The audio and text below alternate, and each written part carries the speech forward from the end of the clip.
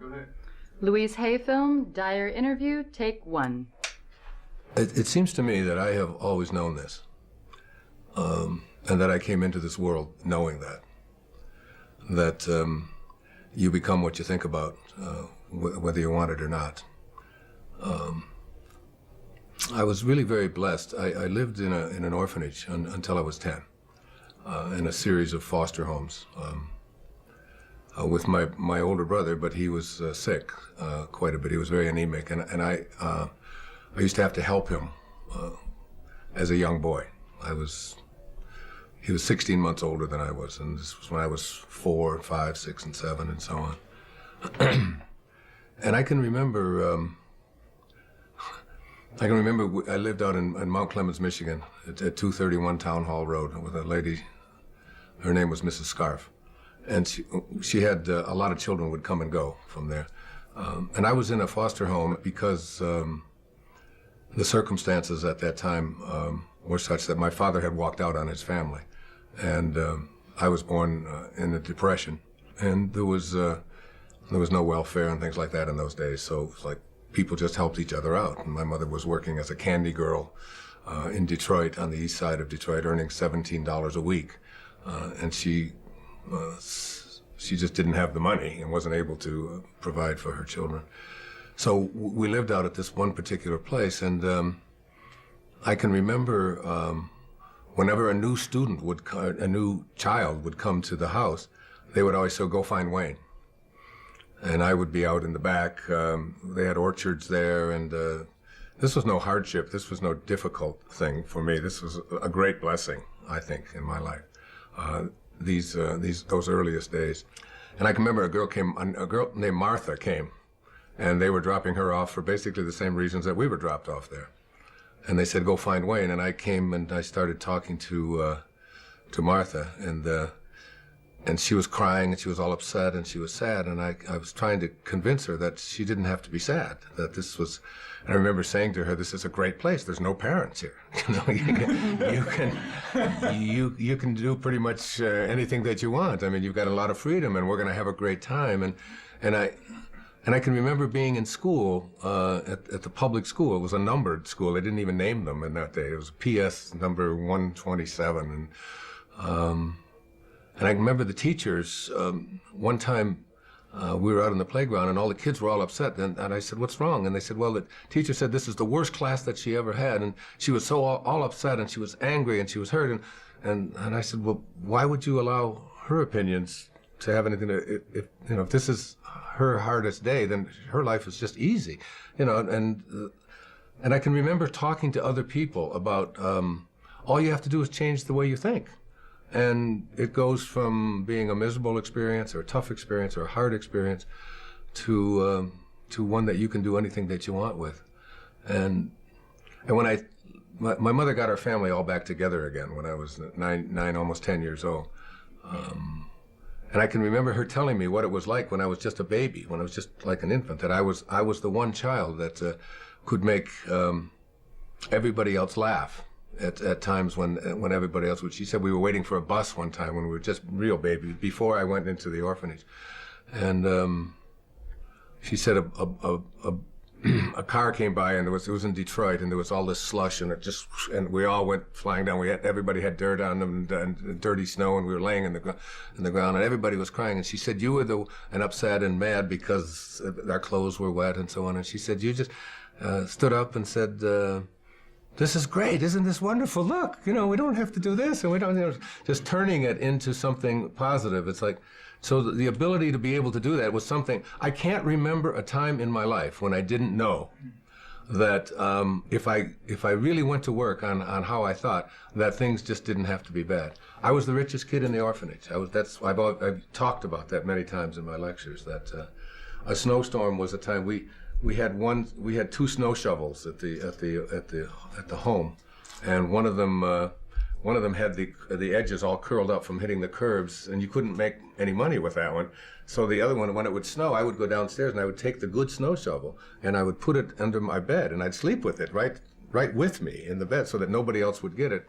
And I would get up before everybody else got up, and I would go out and I would just shovel everybody else's snow, shovel their walk. And then later on, and I just go knock on the door and just tell them that I shoveled their walk. And some would say thank you, and some would give me a dime, which doesn't sound like much, but that's about $3,000 in today's money.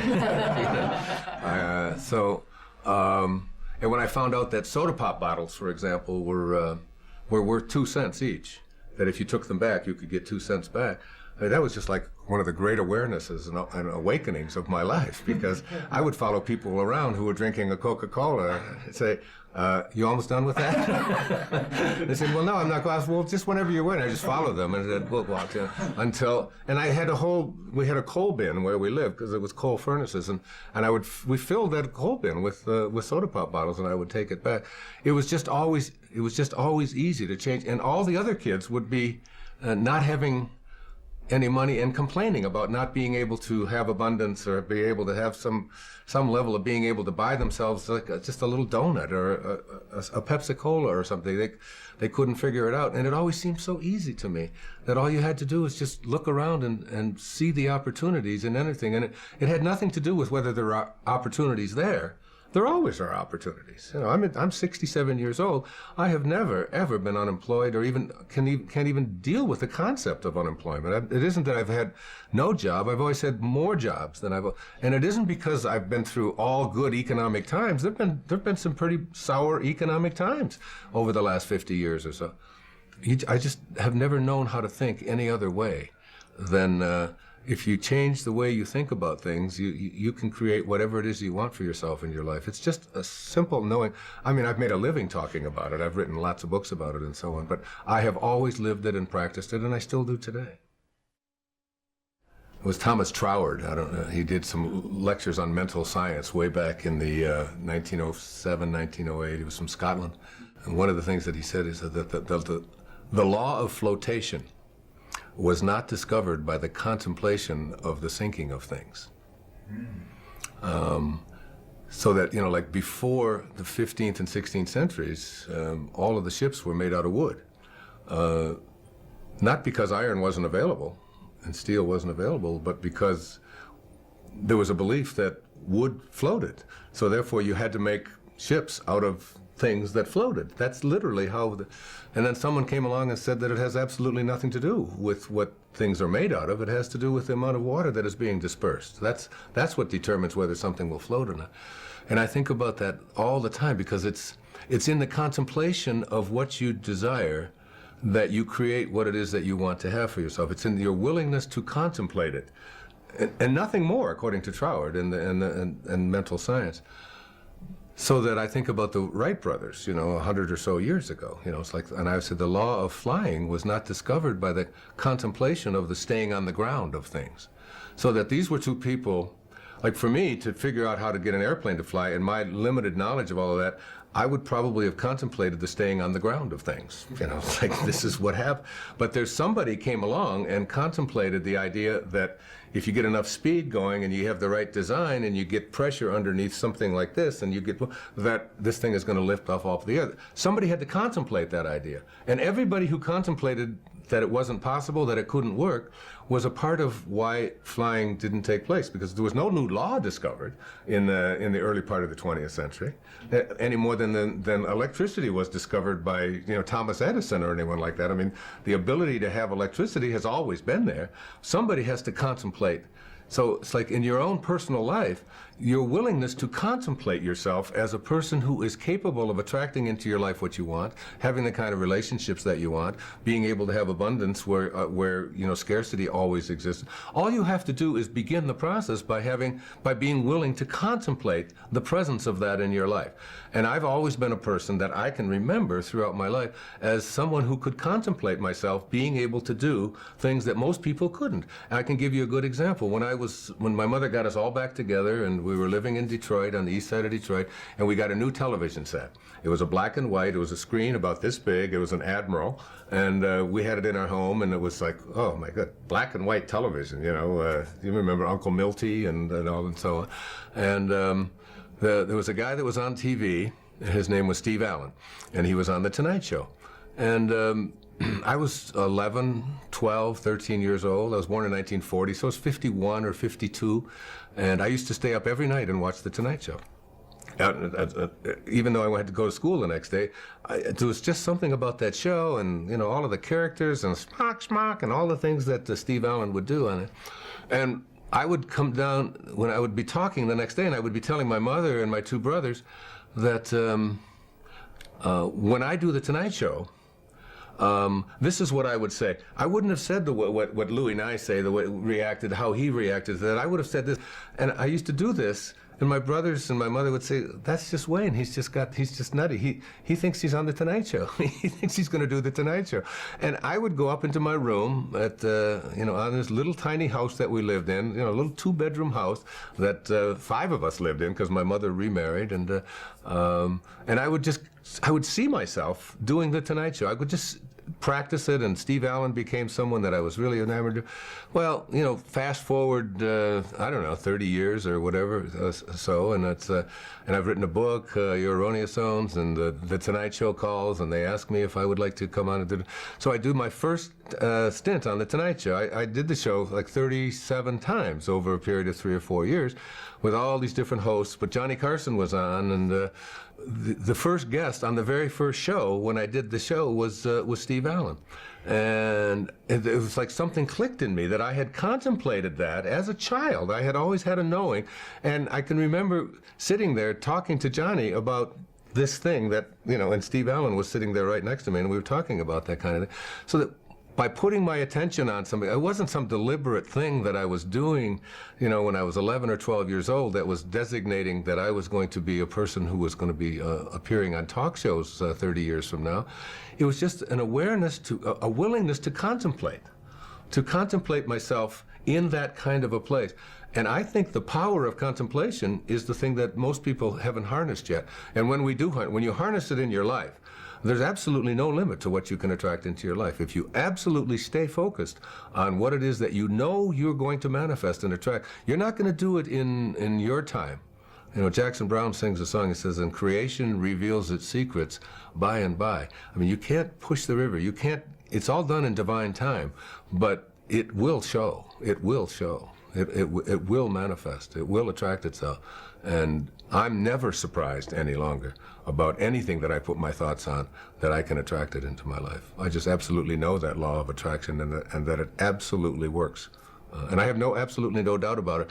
And I feel as if before I even came into this world, when I was in the world of spirit, that I had a conversation with God. And it was God saying to me, what would you like to do in this lifetime? And I said, well, I'd really like to spend a lifetime teaching self-reliance, because that's truly all I've ever done since the time I was just a little boy, through all my life. I mean, I could just go through all of the things that I've done. It's been always about teaching self-reliance. And God said, you're sure you want to spend a whole lifetime teaching self-reliance? I said, yeah, that's what I want to do. And he said, well, we better get your little ass into an orphanage then. Rumi said, this ancient Persian poet, brilliant, beautiful poet, he said, sell your cleverness and purchase bewilderment. It feels like bewilderment. It feels like awe. It feels like, even as I think about it now, I can feel myself tearing up behind my eyes, because only I know what is going on behind my eyeballs. It feels like so glorious and so sweet and so trusting, so knowing. There's just this powerful knowing that you're not alone. There's this, that it's like there's a safety, there's a sense of that you're not alone. I had this great experience years ago. There's a friend of mine, he's on KTAR radio station in Phoenix. His name's Pat McMahon, Irish Catholic guy. And Mother Teresa is to be his guest, right? On the same day that I'm his guest. So we're in the studio, and Mother Teresa comes in. Now she's about 4'10", maybe weighs 80 pounds. And she's there to talk about a homeless shelter that she slept in the night before, to tell the people of Phoenix about this homeless shelter. And I'm there to talk about a book that I don't know which one it was. It was 10, 15 years ago, and So Pat tells Mother Teresa, is there anything that I can do for you? And you can imagine the bewilderment and the awe that this is an Irish Catholic guy from, living in Phoenix, and Mother Teresa, a saint, is coming there, and he's just bewildered. He's beyond bewildered. He just doesn't know what to do with himself. He's just so honored, and he says, "Is there anything I can do for you? Is there anything I can do?" And she said, "No." She said, "I just came here to talk about the homeless shelter." He said, "But Mother Teresa," he said, we have a 50,000 watt clear channel station that goes in every direction." It's like he's got his ego involved. Like we can help you to raise a lot of money for your work and your mission in Calcutta. And she said, "No, I'm not interested in raising money or your radio station getting a." She said, "I just want to talk about the homeless shelter. That's all." And he's exasperated. And finally, he's down on his knees, really. And finally she says, "Stand up." She said, "You seem so serious." She said, "There is one thing that you can do." And he just stood up and he said, "Well, what is it? I'd do anything." She said, "Well, tomorrow morning," she said, "get up at 4 a.m. And she said, "and go out onto the streets of Phoenix and find someone who's living there, who believes that he's alone, and convince him that he's not. That's what you can do." And behind the feeling we're talking about here is this feeling of aloneness for so many people who are lost in the world, that I don't have like a connection to something greater than myself. I've come to believe that who I am is what I do and what I have and what other people think about me, and who I am is separate from everybody else, and who I am is separate even from what I'd like to attract into my life, that I'm separate from all the things that are missing, and I'm separate even from God, and that there's a place within me that knows that I'm not separate from any of that, that if there's no place that God is not, or that source is not, or the energy that provides, that is always giving and always creating is not, if there's no place that it is not, then it has to be in me. I know that.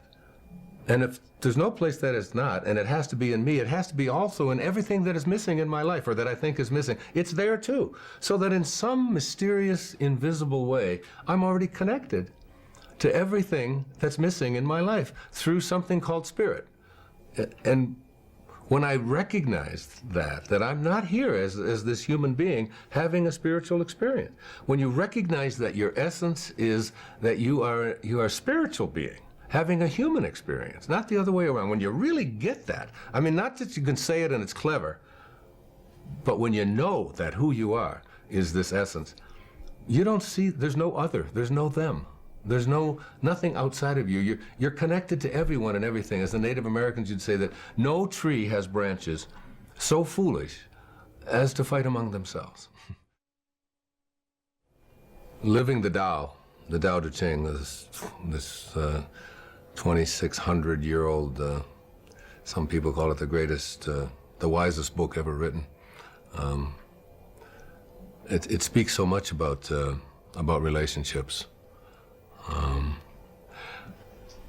Tao, the word Tao means the great way. It's really just another synonym for God, or source, or spirit, or that which is the all-creating.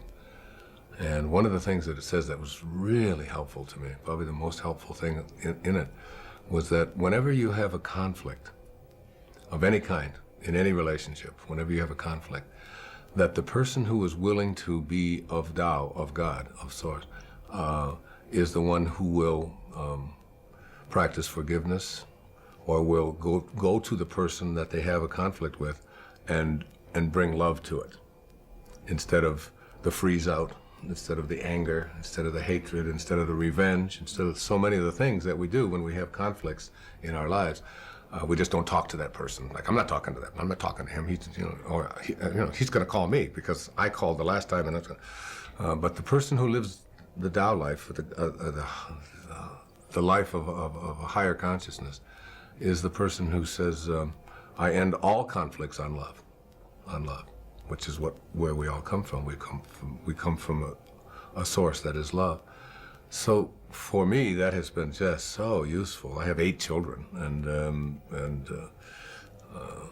that's been just extraordinarily helpful for me to be in a relationship where I can always be of love, where I can just, and so then you don't even, conflicts become something that are no longer present, because conflict requires two-ness. In order to have a conflict, you have to have two different opinions or whatever. But if you live in oneness, if you really see yourself in everyone else, see yourself in all the things, including the plants, including the animals, and including all beings and so on. If you just suspend this ego part of you and just see yourself in that other person, then your arguments are really with yourself, and your hatreds are really about yourself. And you begin to really see that I don't have to project anything onto anyone else that isn't what I choose to be. You do U-turns in your life. I've done U-turns in my life. And it's having the curiosity, it's having the willingness to say, this isn't working for me. It's like you get bit by a snake, and you're bit, okay? But the bite doesn't kill you. You're still there, you don't die from a snake bite. You don't die from you don't get hurt from what somebody else does to you. It's the venom that continues to pour through your system after the bite. That's what causes difficulties in relationships and so on. And when you recognize that to be angry, to be full of revenge, I could bring anybody in this crew in here and do a muscle test with them and ask them a question, to hold your arm out like this, and think about somebody who's abandoned you or abused you, who did something that you didn't like, who borrowed money from you and didn't pay it back, who walked out on you, someone that you hate. And just for a moment, hold your arm out as hard as you can. I'm going to put two fingers right here, and I'm going to push down, and you think about getting revenge. You just think about, even if you don't want to do that, just think the thought of, I'm going to get even with that bastard for what he did or what she did. I'm going to really get even with him. And you push, and that you find out that they have no strength when you think a thought of revenge. There's no strength in there. Kinesiology, say a very simple test. Then if I say to yourself, okay. I have somebody that. Okay, sit down. All right, here, come over this way. Okay, just put your arm up. Like here? No, over here. Over here? Yeah, just hold this. Okay. Okay. Now, I'd like you to think of, first of all, tell me your name. Michael. Michael what? Gorgian. Is that the truth? Yeah. Tell me you're telling the truth. I'm telling you the truth. My name is? Michael Gorgian. And that is the truth?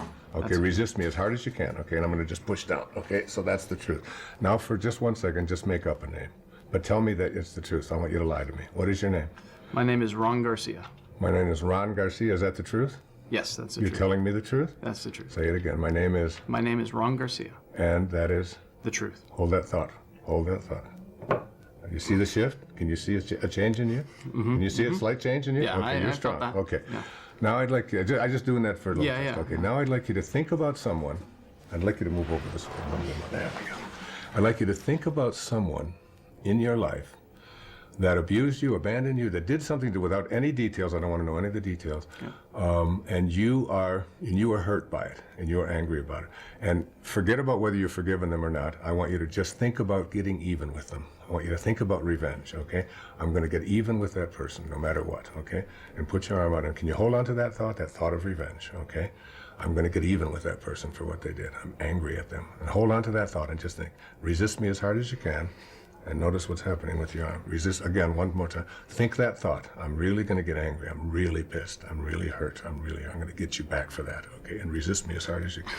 Now notice what's happening here. You have almost no strength. I'm not even pushing down. Now I want you to just change the thought. Okay. I want you to change the thought right now. And I want you to change it to one of love and forgiveness. I just want you to surround them with the light of God. I want you to surround them with the most beautiful love that you can think of. And just think of that thought. They did what they knew how to do, given the conditions of their life. I can't ask any more of anybody than that.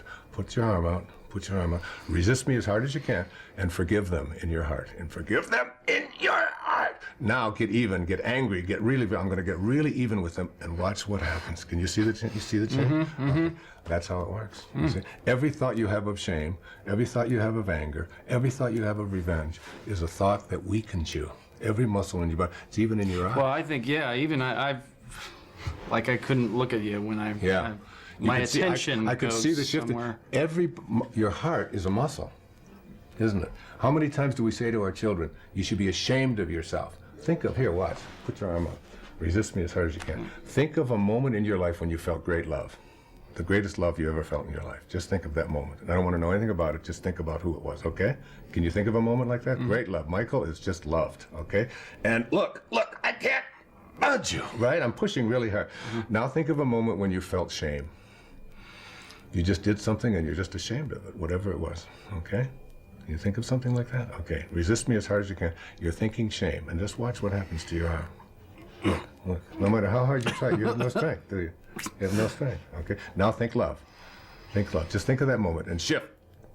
You see the change? Now think shame. I'm trying hard. Yeah. Think shame. Just think of shame. You're ashamed. You're really ashamed. Whatever you did, you're really ashamed. You really screwed up, okay? Resist me, sir. Look, you have no strength.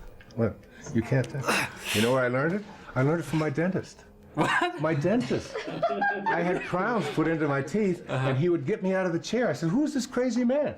You know, he'd get me out of the chair. He was adjusting the occlusion. He'd say, bite down. And then and if I'd go weak, he'd say, it's not right yet. And he'd put me back in the chair. Beep, beep, beep, beep. He'd adjust it a little more. And he said, now it's perfect. And it always was.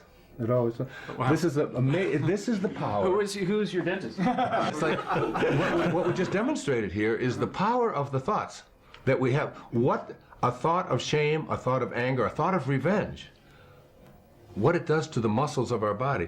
The muscles of it's like the reason I ask you to tell me a lie, you know, is because I wanted to test your body, because your body wasn't made by your parents. We like to think that our bodies were made by our parents. That's because you look a certain way and all of that. But if we take the tiny little drop of protoplasm that created you, and we try to find out its origin, and we take it all the way back to subatomic particles and reduce it, we find out when we put it in a particle accelerator and rev it up at 250,000 miles an hour and collide it, and we open it up, there's nothing there. That you came from the invisible, you came from source. It's the spirit that gives life. So that once you understand that this body of yours is a creation not of human beings, but it's a creation of God. It's a creation of source. It's a creation. It came from nowhere, and an invisible source, and manifested into the world of the physical. And so it only reacts to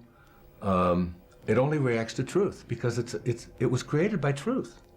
So once you lie, this is an ultimate lie detector test. That's why I always say we could have saved $93 million with President Clinton. You know, it's like, come on. Did you have sex or didn't you? Let's get over this, you know.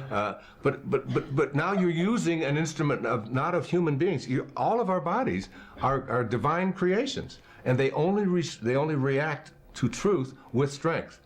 The truth that when you go weak, you're going against your Tao nature. Your true nature is not revenge. Your true nature is not hatred. You came from love, and you have to stay in that state. And once you learn that, once you get that, like having that demonstrated could change your life. Just that moment could change it forever. People ask me, what is your biggest confusion about humanity? It's like man's inhumanity to man. This recognition that we are something beyond ego.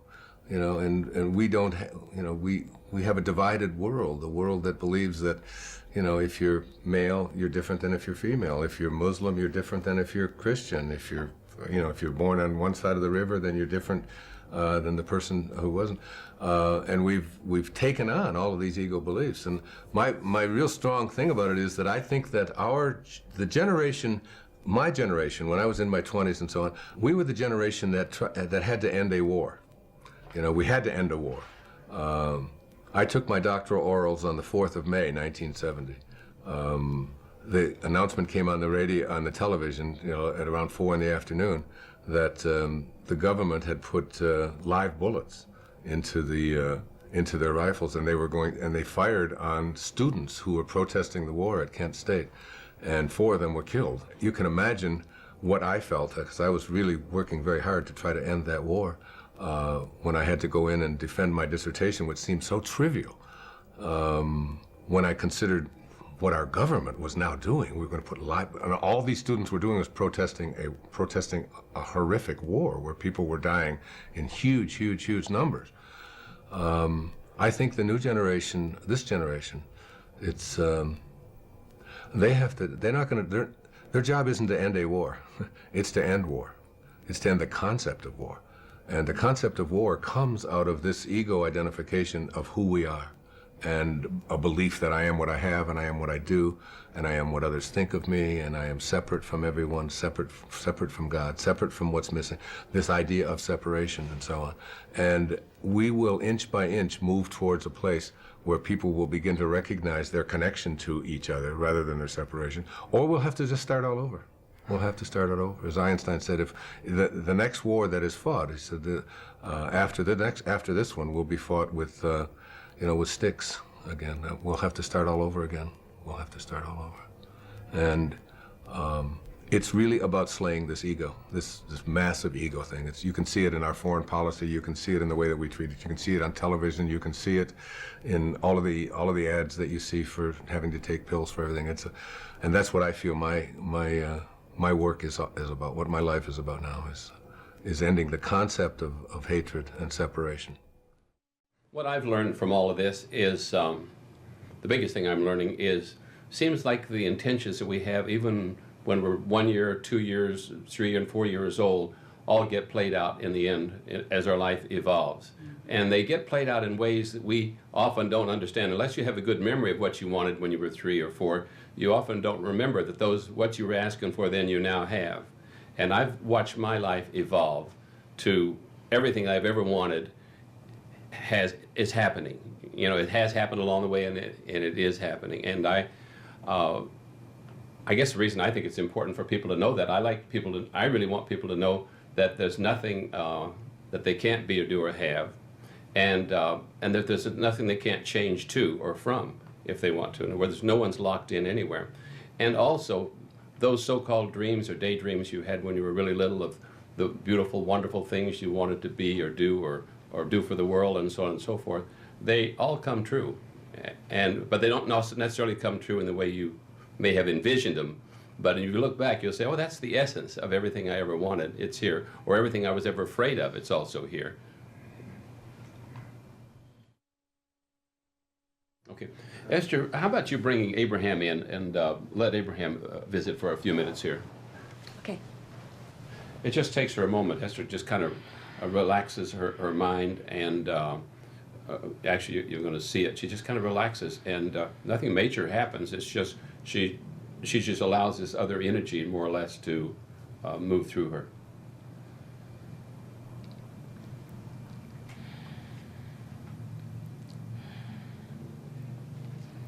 It is nice to have an opportunity to visit. Mm-hmm.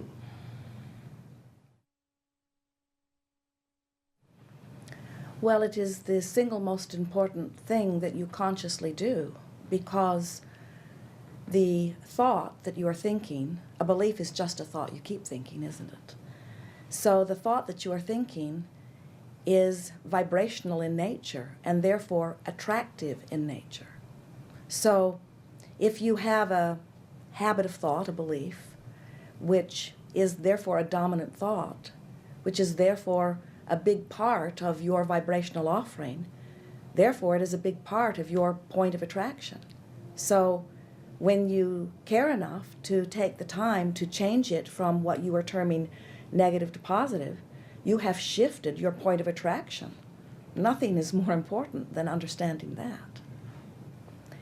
We would like to help you to remember that you are more than you see here in this physical body, and that larger part of you is always eternally offering a powerful vantage point and vibration. When you come forth into your physical body, a part of that consciousness flows into this personality that you know as you.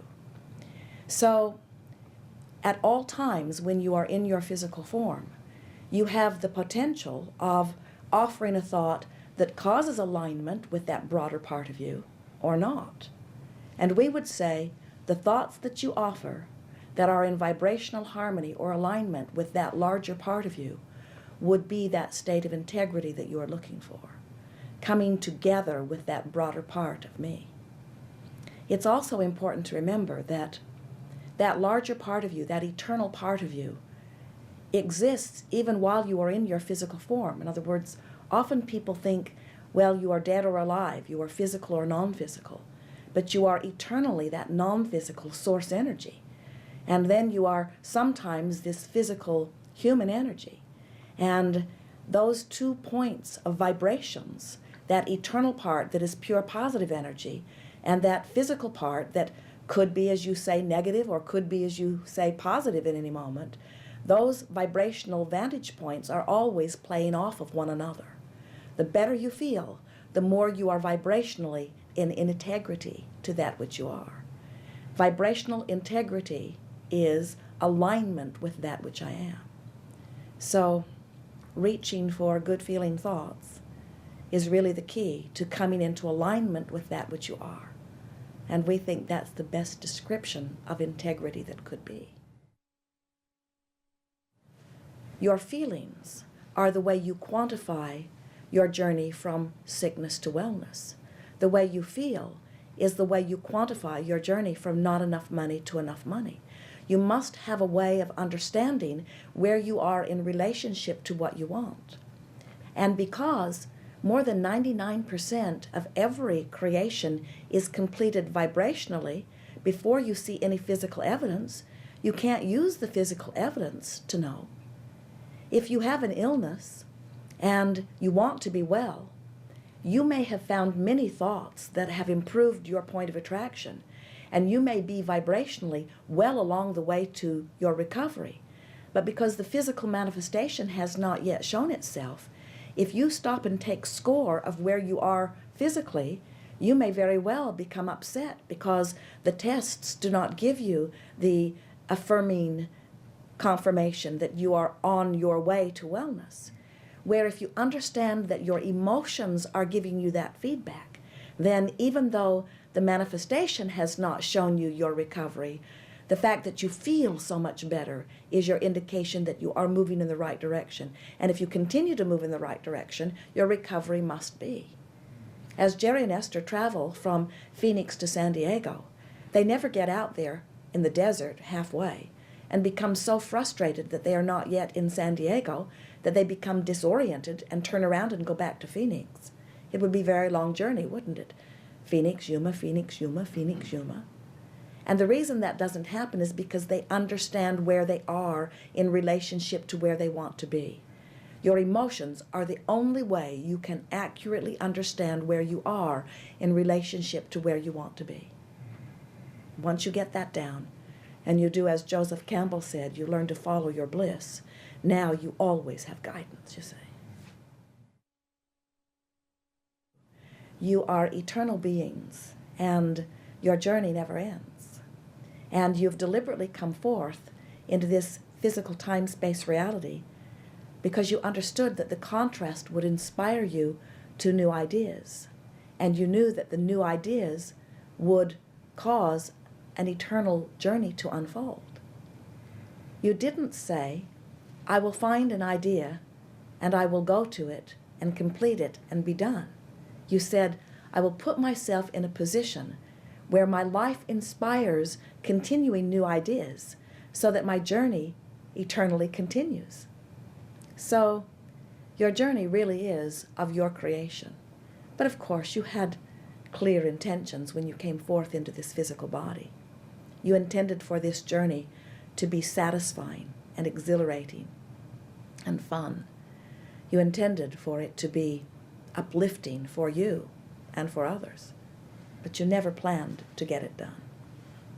We like to say to our physical friends, when you plan a vacation, you know that you are at home, you begin, and you will go to this city and this city and this city and this city, and eventually you'll come back round to home again.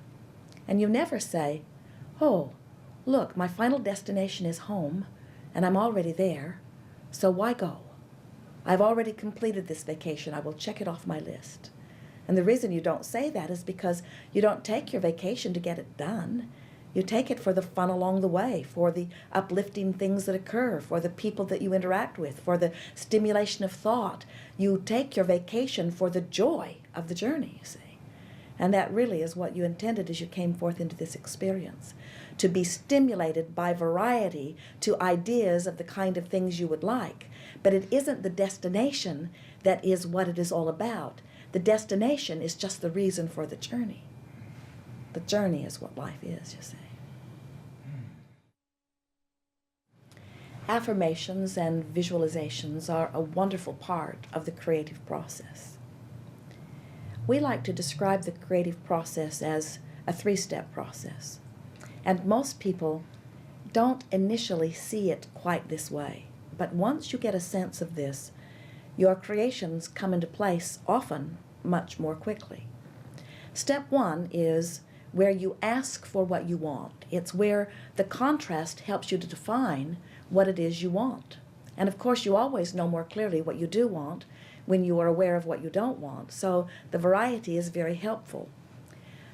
In that contrasting experience, these rockets of desires literally shoot forth from you. Step 2 is Source answers your request. So step 1 happens without you needing to worry about it or work on it, because life just provides enough variety that desires are naturally born from you.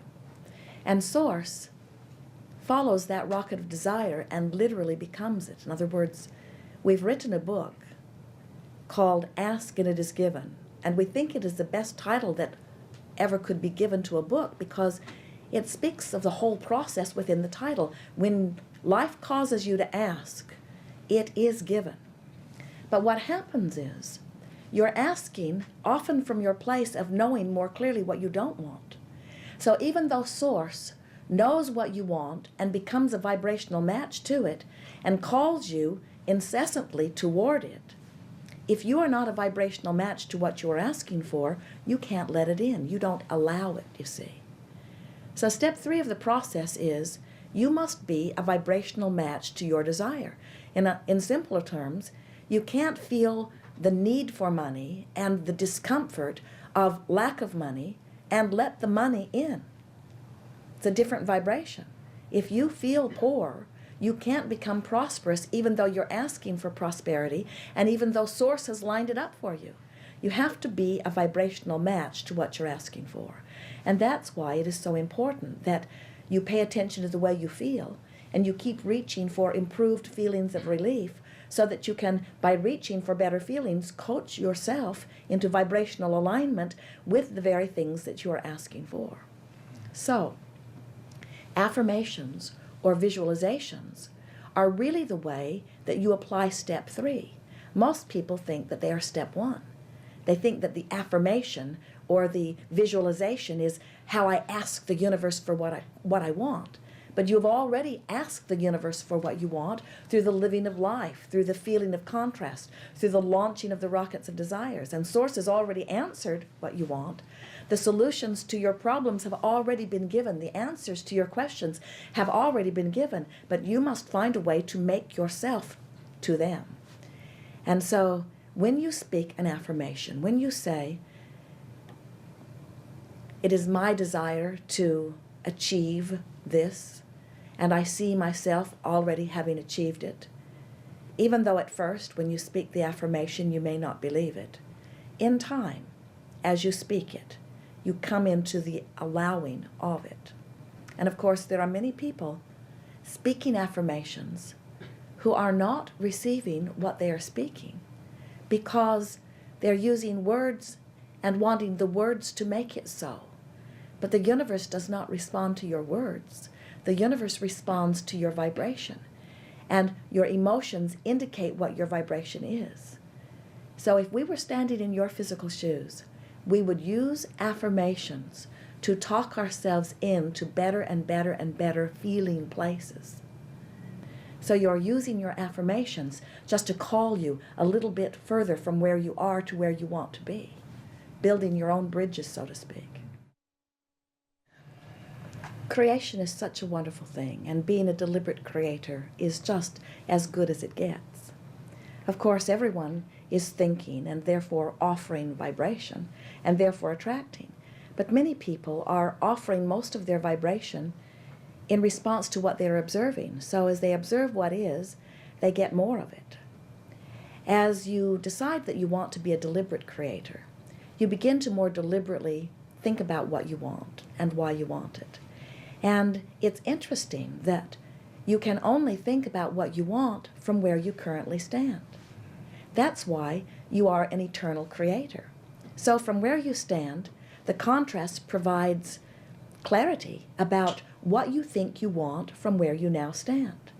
So you set forth your intentions from where you stand. It's all you can do. But then you stand in a new place. The most wonderful thing about this journey of creation is that as you want something that you don't have, and then you think about it and you speak about it and you visualize around it and you find the feeling place of it until you become a vibrational match to it, then you receive it. And along with that manifestation comes a whole nother set of variety that of course causes you to now know more clearly from where you stand what you now want.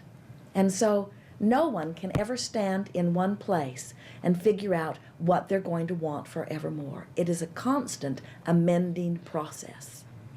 So what you do is you appreciate what is right now, while from your now perspective, you continue to amend your decisions about what you now want.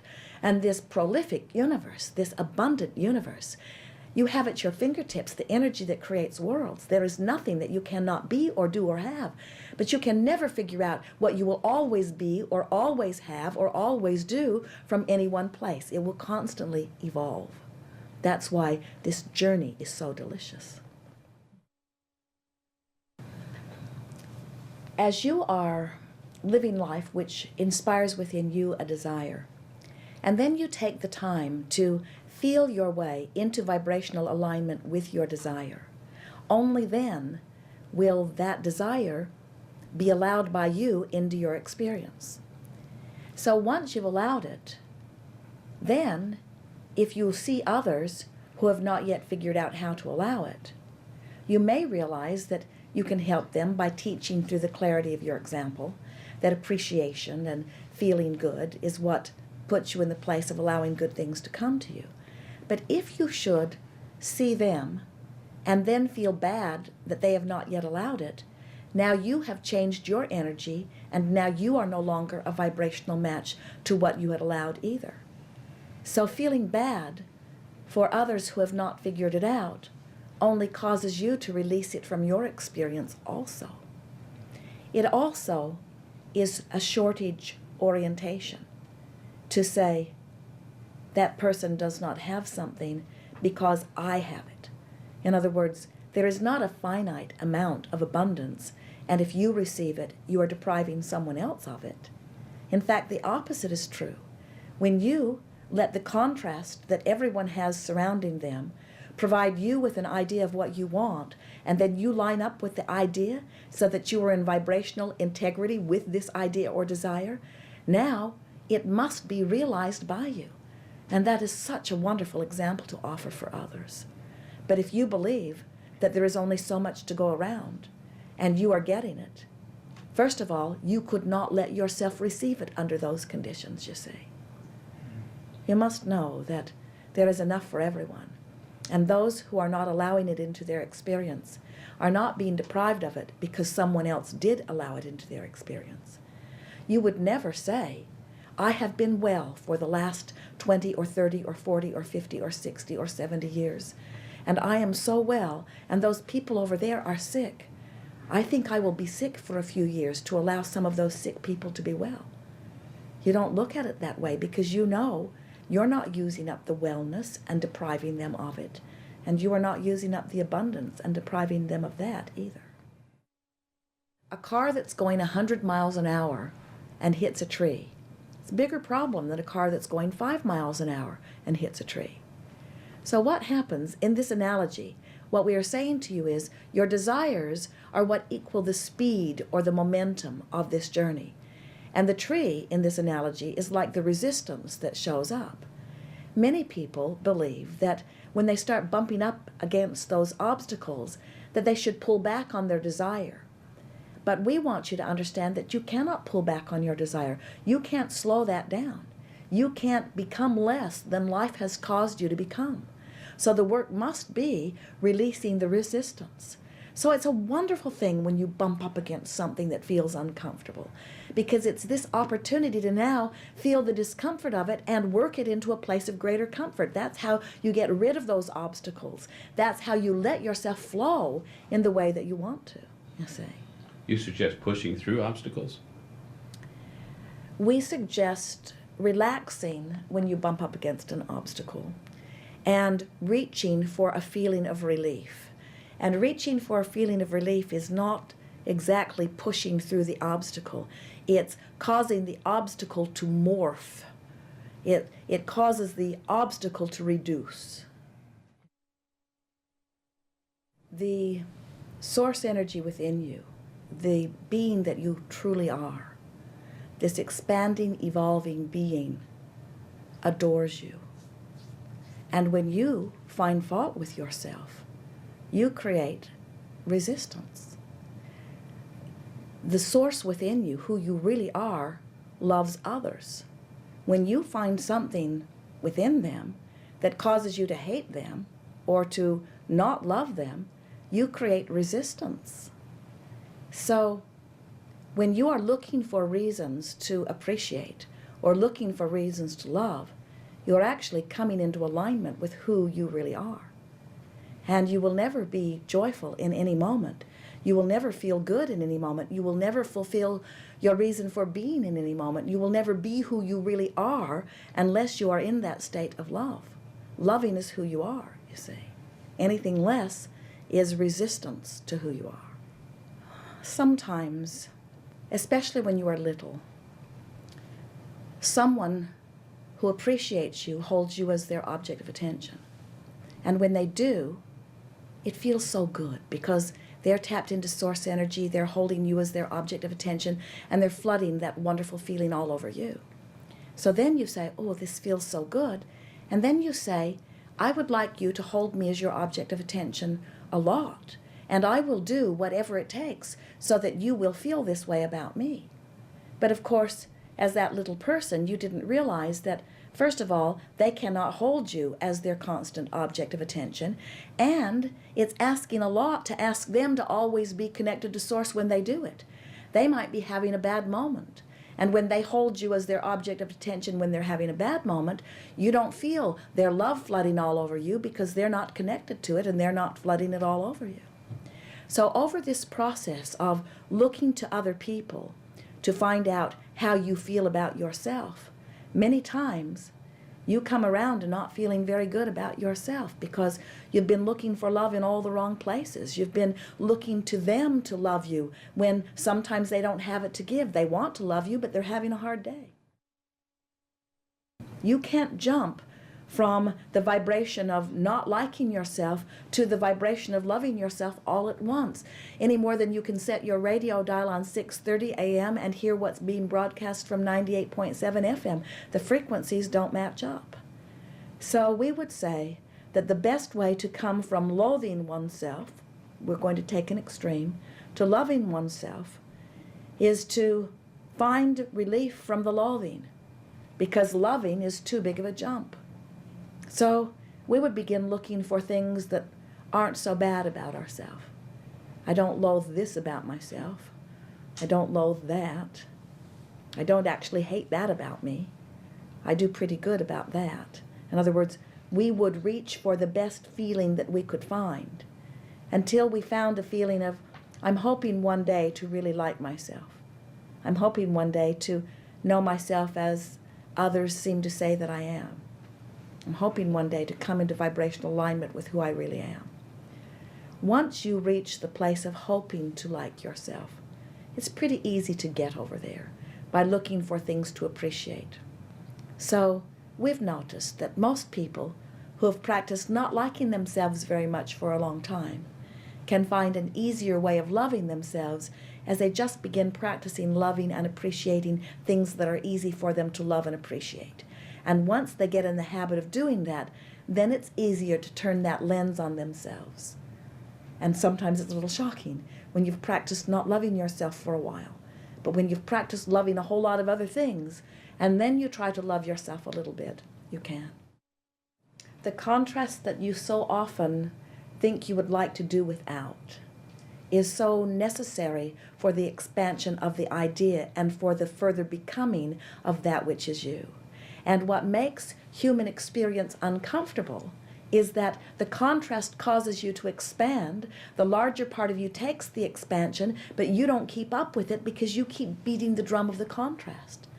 In other words, let's say life causes you to know that you don't want to be sick. In other words, something happens and you are sick.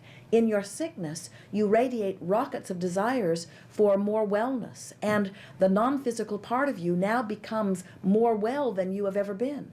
But if you keep beating the drum of I don't feel good or I am declining, then even though your potential for wellness is now greater than it has ever been, as you keep focusing upon the illness and using it as your justification for why you want to be well, you hold yourself apart from the very thing that life has caused you to expand toward, you see. Let's say that you don't have enough money, and in the discomfort of not having enough money, you ask for more money. Even if you do not offer words about it, you are vibrationally asking. You cannot know what you do not want without knowing what you do want. The source energy part of you embraces that knowing of what you do want and becomes it completely. But if you keep beating the drum of not having enough money, complaining about not having enough money, irritated with those who seem to have plenty of money, then you hold yourself in vibrational discord not only with the money, you hold yourself in vibrational discord to the expanded part of you who is living that greater prosperity, you see. It's the separation between you and you that causes your discord, not what anyone else is doing. Words really don't teach. Life experience is the true teacher, and so you teach through the clarity of your own example. Offer your evidence of joy. Look for reasons to feel good and then feel good. Don't pretend that you feel good when you don't. Look for reasons to feel good and feel good. And when you don't feel good, don't pretend that you do. Instead, make it clear to anyone who's asking, I'm not feeling very good and I know what to do about it. I'm going to reach for better feeling thoughts until I do feel good. In other words, be real. Being real is the best way to teach. Being real and being in earnest about feeling good. Being determined to come into alignment with who you are. Make a decision that you want to express as often as you can the wholeness of who you are to whoever you are interacting with, which means get tuned in, tapped in, turned on. Bring yourself into alignment and then play with people. Don't move into a meeting if you're not in alignment. Get into alignment and then move into a meeting. Don't have an argument and then try to make it better within the argument. Get off to yourself and get feeling better. Tune in to who you are. And then in your state of alignment, co-create with others. If you are looking for a way to tune in to the vibration of who you really are, meditation is a wonderful way of going about it, because when you quiet your mind, you release thoughts, and when you release thoughts, you release resistance. Appreciation is a wonderful way to come into alignment, because when you are looking for something to appreciate, you are deliberately trying to see it through the eyes of that which you truly are. When you get out into nature, it serves you in a similar way, because in nature there is no resistance. In other words, that plant that you are beholding is in alignment with the vibrational nature of its being. It's not thinking thoughts that have it out of alignment.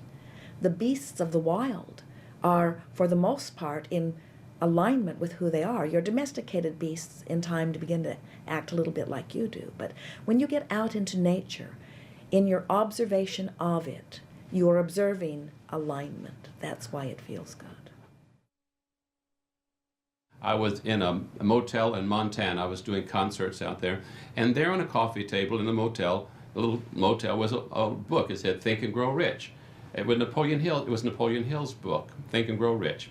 And I looked at that, I picked it up, and I was like, hair stood up all over my body. I'd never read anything like that. A few pages in it, and I asked the motel owner, I said, can I take this back to my room and read it? He said, you can have it. He says, I'm not interested in it. And so, and then after I read that book, I thought these wonderful principles of success. And I asked Abraham later, just, you know, after they came, I said, what was it about that book that that turned my life around? I thought it was the principles of what he was teaching of how to become successful. And Abraham says what it was is his principles made you believe you could do it. And all it changed in you wasn't the processes that you learned from the book, but the fact that you believed now that you could succeed at making money.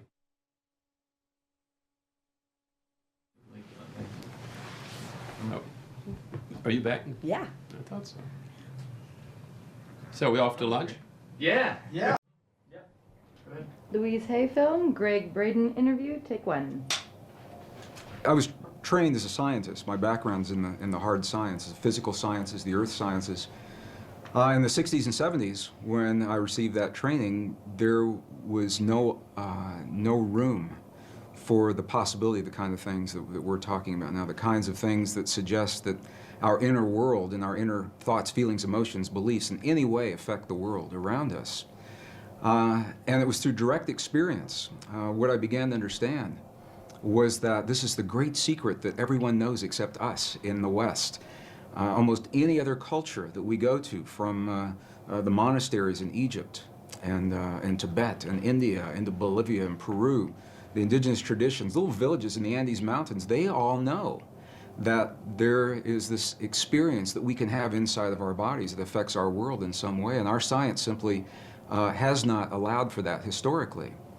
But I was trained as a scientist, and I was trained to look in the world around me for my answers, so I began to go to these places. I began to go into the monasteries, all the places that I mentioned.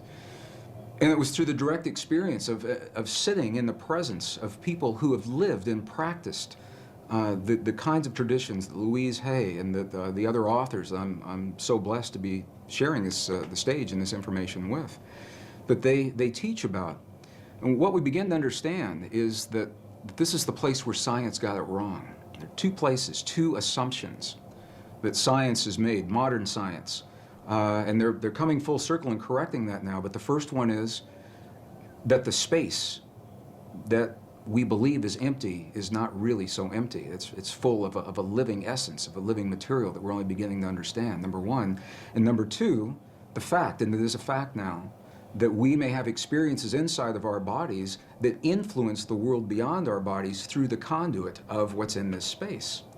So it was in going into the monasteries and the nunneries and speaking with the indigenous people, looking at them eye to eye, heart to heart, God to God, and I could say to these people, when you just performed that miracle, when you just performed that miraculous healing, what is it that you did inside of your body to make that happen?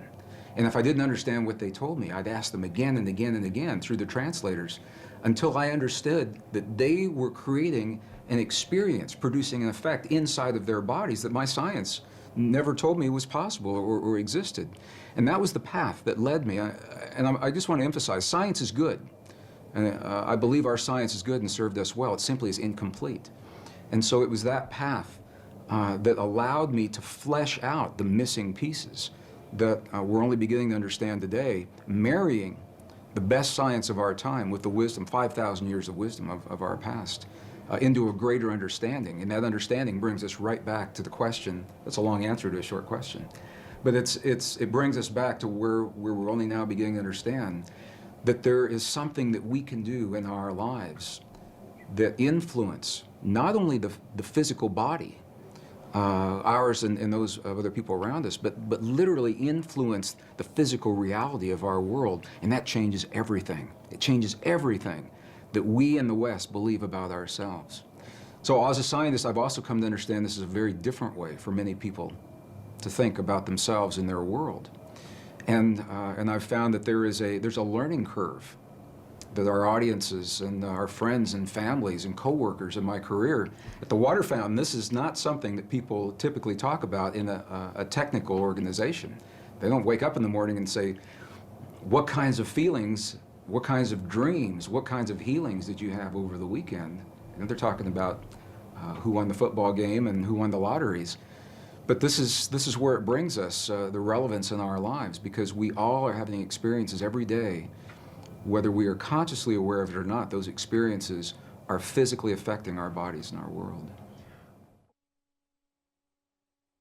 What Western science now is beginning to understand, only in the last years of the 20th and now the first years of the 21st century, it is now a scientific fact that the space between things is anything but empty. It is full of a living, pulsating essence that is so new, scientists have yet to agree on a single term. Some are calling it a quantum hologram, very technical sounding name. Dr. Edgar Mitchell, the former Apollo astronaut, I've had the honor of sharing the stage with him a number of times. He calls it nature's mind. Stephen Hawking calls it the mind of God. Others simply call it the field. In 1944, the father of quantum physics, Max Planck, identified the existence of this field, and he called it the matrix. He said, underlying everything that we see, our bodies included, everything we see in the world around us in our bodies, he said, there is the existence of what must be a conscious and intelligent mind. This is his language in 1944. He said that this mind is the matrix of all matter, and it's from his work that the movie series began and many of the ideas that we have today. So what we know is this, is that we have the opportunity to influence that field in ways now that we're only beginning to understand. It's done through the human heart. It's not a thinking process. Thoughts are important. The ancients made a distinction between thoughts and feelings and emotions. And it's the feelings that are centered in our heart, what are called coherent, heart-based emotions. We know that when we feel a feeling of love, compassion, understanding, forgiveness, when we change the self-esteem, that there's an effect from that it changes the electrical and the magnetic fields in our heart, and that those fields literally change the stuff that our world is made of around our bodies. Our hearts are the strongest magnetic field in our bodies, and our hearts are the strongest electrical field in our bodies, much more so than the brain. While the brain does create those kinds of fields, the heart is many times stronger. And what the science now is showing is that when you can change the field that the atom is in, you change the atom, and we're made of those atoms. So when we have feelings in our hearts, we're changing the field that connects the stuff everything is made of, and we literally are altering our physical reality in ways that sound miraculous in Western science. But again, this is the great secret everyone knows except us, because Western science has only arrived at this understanding. You go to these ancient and indigenous traditions and cultures, it's where they begin. They begin with the understanding, sure, everything's connected, and sure, we're part of it. And then they take us one step further and they say, here, I'll show you. I'll show you how to create the effects in your body so that you can heal your body and you can heal the bodies of others. You can change your self-esteem and your body will mirror that change. It doesn't have to be a long, slow, drawn-out process. It can happen very, very quickly. It can happen in a matter of minutes. We have video documentation from medicineless hospitals in Beijing, China, for example, where they understand these practices and they've employed them for several thousand years.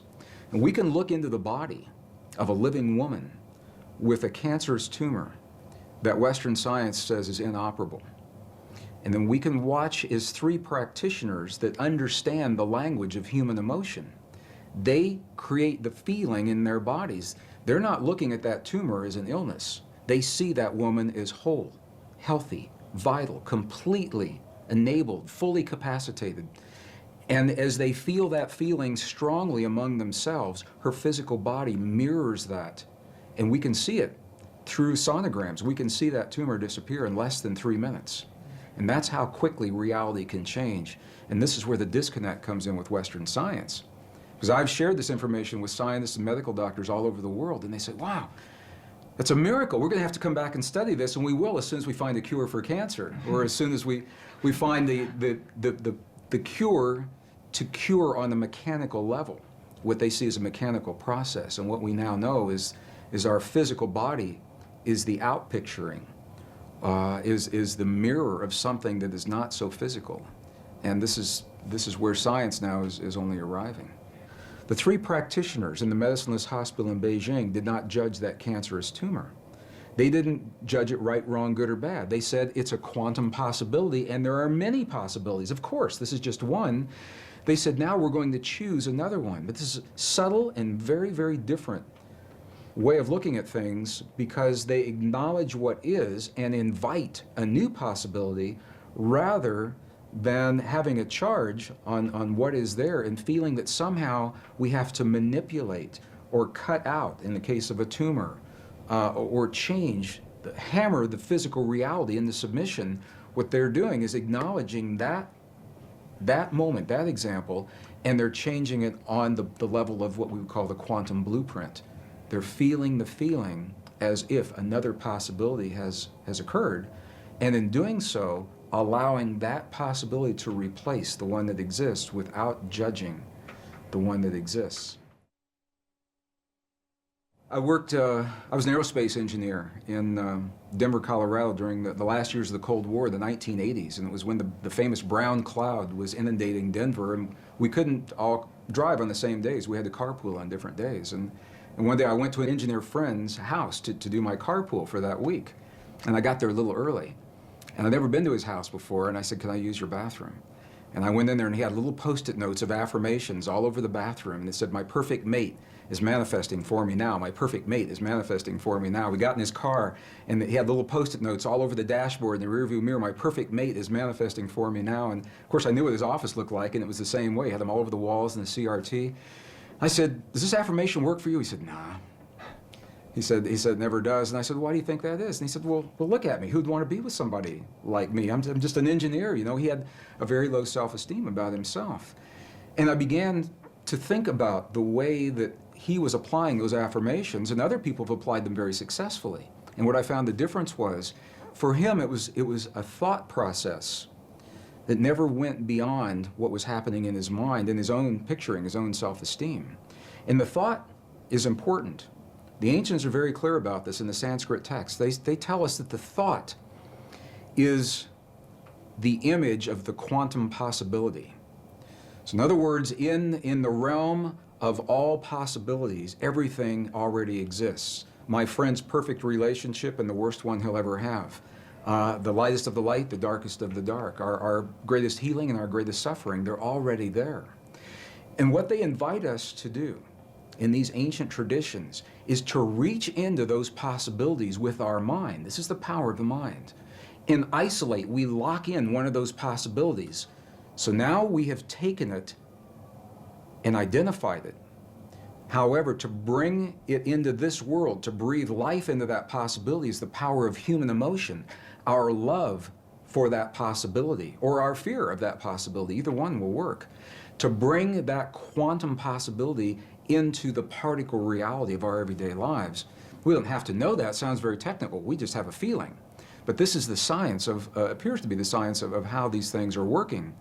So this is why our self-esteem is so important. When we feel, when my engineer friend felt that, why would anybody want to be with me, is what he said to me. The affirmation for him was an empty affirmation. It was a thought that had no energy to invite it into this world. And an example of just the opposite of that is I know of other people who have simply made a list of all of the attributes of a perfect partner in life, because this is what many people, I'm using as an example. It works in healing, it works in peace, but we're talking about relationships. They make a list of all those attributes, and then they come from the place that relationship is already happening. What is their life like? How is their life different now that perfect partner is there? How is their evening different? How do they spend their time differently? How do they feel when they wake up in the morning and share their lives with someone? And it's those feelings that they live throughout the day. It's not something you sit down and do for a minute and then you get up and walk away. Rather, it's something that we become. We live our lives as if these experiences have already happened, and in that way we invite them into our lives, and they happen frighteningly quickly for some people. It's amazing. I know people that haven't finished their list, and they go out for lunch or a cup of coffee while they're making the list, and the person that just brought them their lunch is the person that's on that list, and they fall in love and they're married 20 years later. I know people that's happened to. So it's about clarity. It's about specificity. It's about being personal, being very clear that these are personal desires. Scientifically, it appears that this field, the divine matrix, it is a mirror and a bridge between our inner and our outer worlds. And it can only give us what we give it to work with. And the interesting thing is that we have been conditioned to feel the feelings of the things that we don't want in life and that we're afraid of. We wake up in the morning and we see the 6 o'clock news and all the things to be afraid of, and then we go through our day saying, oh, I hope I'm not going to see that today, or I hope it's not around the corner. And my question, so fascinating me, where do we learn to feel the things that we don't want rather than things that we choose to have? And how would our lives be different if we could cut through all of the static and simply choose in our lives what we would like each moment of each day, or our relationships, or our abundance, or our careers, or the peace in our families to look like? What would our lives look like if we could do that? And there's very good scientific evidence showing precisely what our lives would look like, because we would very quickly experience everything that we've created. As a scientist, one of the first things I had to understand, and again, my training, I was trained in the hard sciences, and there was no allowance for any inner experience to have an effect on our outer world to begin with. Number two, I was raised in a relatively conservative community in the Midwest. I was born in Missouri, Kansas City, Missouri. Excuse me, in that part of the world, when you talk about emotions, they kind of get lumped into this nebulous experience. So, thoughts, feelings, emotions are all the same thing. We really don't talk about them much. And by the way, as a male, we don't want to see much of yours. So that was my upbringing. So I began to understand when we go into the other cultures, and I'm referring again and again to this wisdom. We had this wisdom in Western cultures, and it was lost in the 4th century. About 1,700 years ago, it was edited right out of our most cherished spiritual and religious traditions, the biblical edits of the 4th century. It was not edited from the other cultures that we've visited, and that's the value of going into these cultures. And they identify 3 separate yet related experiences that we all have in our bodies, and they literally call them thought, feeling, and emotion. And here's the difference. The thinking, they identify with the 3 upper energy centers of the body. The Sanskrit traditions have a 7 energy center or 7 chakra system that they work with. And they say the upper 3 are related to what we call thought or logic processes. So when we think about something, we picture it in our mind, that perfect relationship or peace between nations. But we can only invite it into our lives when we breathe the power of emotion into that thought. The emotion comes from the lower 3 of those creative centers in our bodies. So when we breathe the power of emotion into our thought, we imbue that thought with life. And those 2 energies meet in the one center that is not accounted for yet in our model. It's in our heart, or what scientists call the 7-layer liquid crystal oscillator in the center of our chest. But we'll just call it our heart, because that's what it does. Our heart is creating electrical and magnetic waves that are influencing the world around us based on what we think and the emotion that we breathe into those thoughts to create the feeling. So now we've just defined feeling. Feeling, by definition, from the Sanskrit tradition, is the union of thought and emotion, creates the feeling. Now what makes this really interesting is that those traditions say we are capable of only 2 primary emotions: love and whatever we feel the opposite of love is. And when you get really deep into the teachings, there are 2 aspects of the same thing. But what they say is when we have our thought, we are either breathing the love of that thought or our fear of that thought to create the feeling, and the feeling then becomes sadness or joy or compassion or anger. Those are not emotions, those are feelings. Now for some people they say, well, you're nitpicking. What difference could it make? And these are the subtle differences between these ancient ways of viewing this inner technology. It's literally a technology, because we can have the same thought or the same affirmation and imbue it with a different emotion and have completely different feelings and create a different outcome. And this is the great secret that was edited out of our Christian and pre-Christian, Judeo-Christian traditions. When 45 books were removed in the 4th century, 20 were taken out completely. Another 25 were condensed and rearranged. And we know this because we found the information now in the Dead Sea Scrolls, the Nag Hammadi Library, the Coptic, the Gnostic texts. So we know what those texts would have said if we had had them. But the interesting thing is, without those texts, we tend to rely upon the written word, the validation, to feel that power in our bodies. I think everyone senses or suspects that there's an untapped potential in the human body. been on every continent of the earth, and I've asked every audience I've ever been in, do you feel that that's there? And they say, yes. We feel there's something there, but we just can't quite get it. Why is that? So we have a feeling that there's more to us, but we rely on a written validation in a 5,000-year-old text or a scientific study to tell us that it's true. And this is, I think, the value of going into those texts, is we get to see the words that literally say, in the Gospel of Thomas, the lost Gospel of Thomas, it literally says, when these two become one, when thought and emotion become one, then you'll say to the mountain, move, and the mountain will move. And I used to think that that was a metaphor. And I now have seen enough to know that moving a cancerous tumor inside the body of a living woman, that's moving a mountain to me. And it's all done from marrying thought and emotion together. 1998, I had my first journey into the highlands of central China and Tibet. And it was during that time we were given a personal audience with an abbot, who's an elderly leader of a particular sect in the monastery. And this abbot passed just a couple of years ago, so I'm glad that we spoke with him when we did.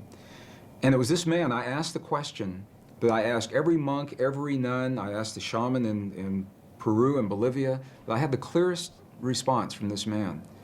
And I asked him a question. I said, when we see your prayers on the outside, and we see you in the chanting hall for 12, 16, 18 hours a day, and we see the bells and the bowls and the mudras and the mantras and the gongs and the chimes and the incense, when we see your prayers on the outside, I said, what are you doing on the inside? And this was the man that looked at me. He said, you've never seen our prayers, because a prayer cannot be seen. He said, what you see are the things we do to create the feeling in our body, and the feeling is the prayer. And then he turned the question on me, and he said, how do you do this in your culture? Through a translator. And I began to think about this and realize that when we lost the words in our most cherished spiritual traditions that tell us that feeling is a language that speaks to our bodies in this world, when we lost the words that validated that, we began to think that the words themselves were the prayers. And if we say, or the affirmations, and if we say those words the right number of times, the right time of day or the right time of year, that we've said our prayer or our affirmation, and then if it doesn't work, we get frustrated and we say, well, my prayer didn't work, or my affirmation's not working for me, because we lost the link with feeling and emotion. When I was in the monasteries in Tibet, and the abbot had passed, a new abbot took his place, who was already in his mid-80s. He's the new young abbot. He's already in his mid-80s. And I asked him a question, and this was in 2005, we just went back. And I asked him a question, and I said, what is the force in your tradition, in your belief system? What is the force that connects the universe? What's the force that holds everything together? And through the translator, he answered me with one word. And I thought I heard it incorrectly. And I said, would you do that again? And he came back and he answered me with one word, and he said, compassion. And I said, well, wait a minute. I said, is compassion a force that holds everything together, or is it a feeling that we experience in our bodies? And he said, yes. And that was very powerful for me to understand that, because it says that we have the ability to feel in our bodies the stuff that holds this universe together. And we're really not so different from those quantum particles in the stars beyond us, or in the tumor that's in front of us, in the suffering of our loved ones, or in the peace between the nations. It's all part of the same thing. The challenge is to make it more than an intellectual exercise. How do we know we're part of all that is? One of the ways that helped me come to that realization, there was an experiment that was done in 1997 in Geneva, Switzerland. Made world headlines. 3,500 reporters from the science journals were there. They documented this experiment, and it didn't make the cover of Time magazine or USA Today, although I think it should have. And what the experiment showed, the bottom line, was that when you take the stuff our world is made of, a particle of matter, one particle, and even if you split that particle and send each portion to different locations, which is what this experiment did, they split one particle of matter and sent one particle 7 miles this direction, the other 7 miles that direction. They were 14 miles apart, and even though they were separated physically, they were still connected energetically. so that when one particle had an experience, they would disturb one particle, the other one acted like it was having the experience. Sometimes the other one would act like it was having the experience before the scientist even disturbed the first particle. And it's mind-boggling. They said, well, how can this be? But what this tells us is that once matter is physically joined, even when it becomes separate, the energy is still there that's connecting it. And this is why it's important to me, because if we go back far enough in time, all the particles of matter of this entire universe that are expanding were all meshed together in a single particle about the size of a green pea, is what scientists tell us today. It's what the computer models suggest. That if you could go into the universe today and take all the particles of matter and take out all the space in between and bring it together and compress it into a size of a single green pea, it means that you and me and every one of our listeners, we were all once part of that same particle that creates this whole universe today. And even though those particles are now separate and expanding, and the studies show that they are, energetically we're all still linked. When we lost the information telling us we're a part of all that we see, we found ourselves on a very technological path without the wisdom of us being in the equation. So we thought that's the world out there and that we're separate from that world. Now what's happened is our technology has come so far that our very existence is threatened by the technology that we've developed, whether it's the wars or the viruses or the climate change. So I believe we've come full circle now to survive our time in history. We've got to write ourselves back into the equation. Our prayers, our affirmations, our beliefs, our language. And when they're spoken through the language of the heart, they have a direct, powerful, and immediate impact on our bodies and the world around us. And it invites us to be very, very aware of what it is that we truly hold in our hearts as the truth of our world, because we live that in our lives, from the lightest of the light to the darkest of the dark, the greatest fears and the greatest joys. What we're beginning to understand is that human emotion and feeling and belief is literally a language. It's a nonverbal language that this field recognizes and understands. And the field works in what we call real time. It doesn't know about a few minutes from now. So if you say in your affirmation, 20 minutes from now, I'd like for my perfect mate to manifest for me now, it doesn't know about 20 minutes from now. It is a real-time application. And this is why the key, and this is what the ancients say, and this is what the monks and the nuns tell us real time today. They say to be very specific about what it is that we're choosing to have in our lives, because what we're doing, and it helps if we understand this, what we're doing is in the world of quantum possibility, in the soup, the nebulous soup of all possibilities, what we're doing is we're isolating, we're locking one into place. And if we're not specific about what that possibility is, then how can the field be specific about what it is that it gives to us? Whatever it takes to get us to the point where we can transcend the limits, the laws of physics and biology as we've known them in the past. We have a power within us that transcends those laws, that we're more than our mistakes, that we're more than the suffering, we're more than the limits that we believed in the past. And that is where I say, wow, that really inspires me. 5678 9876.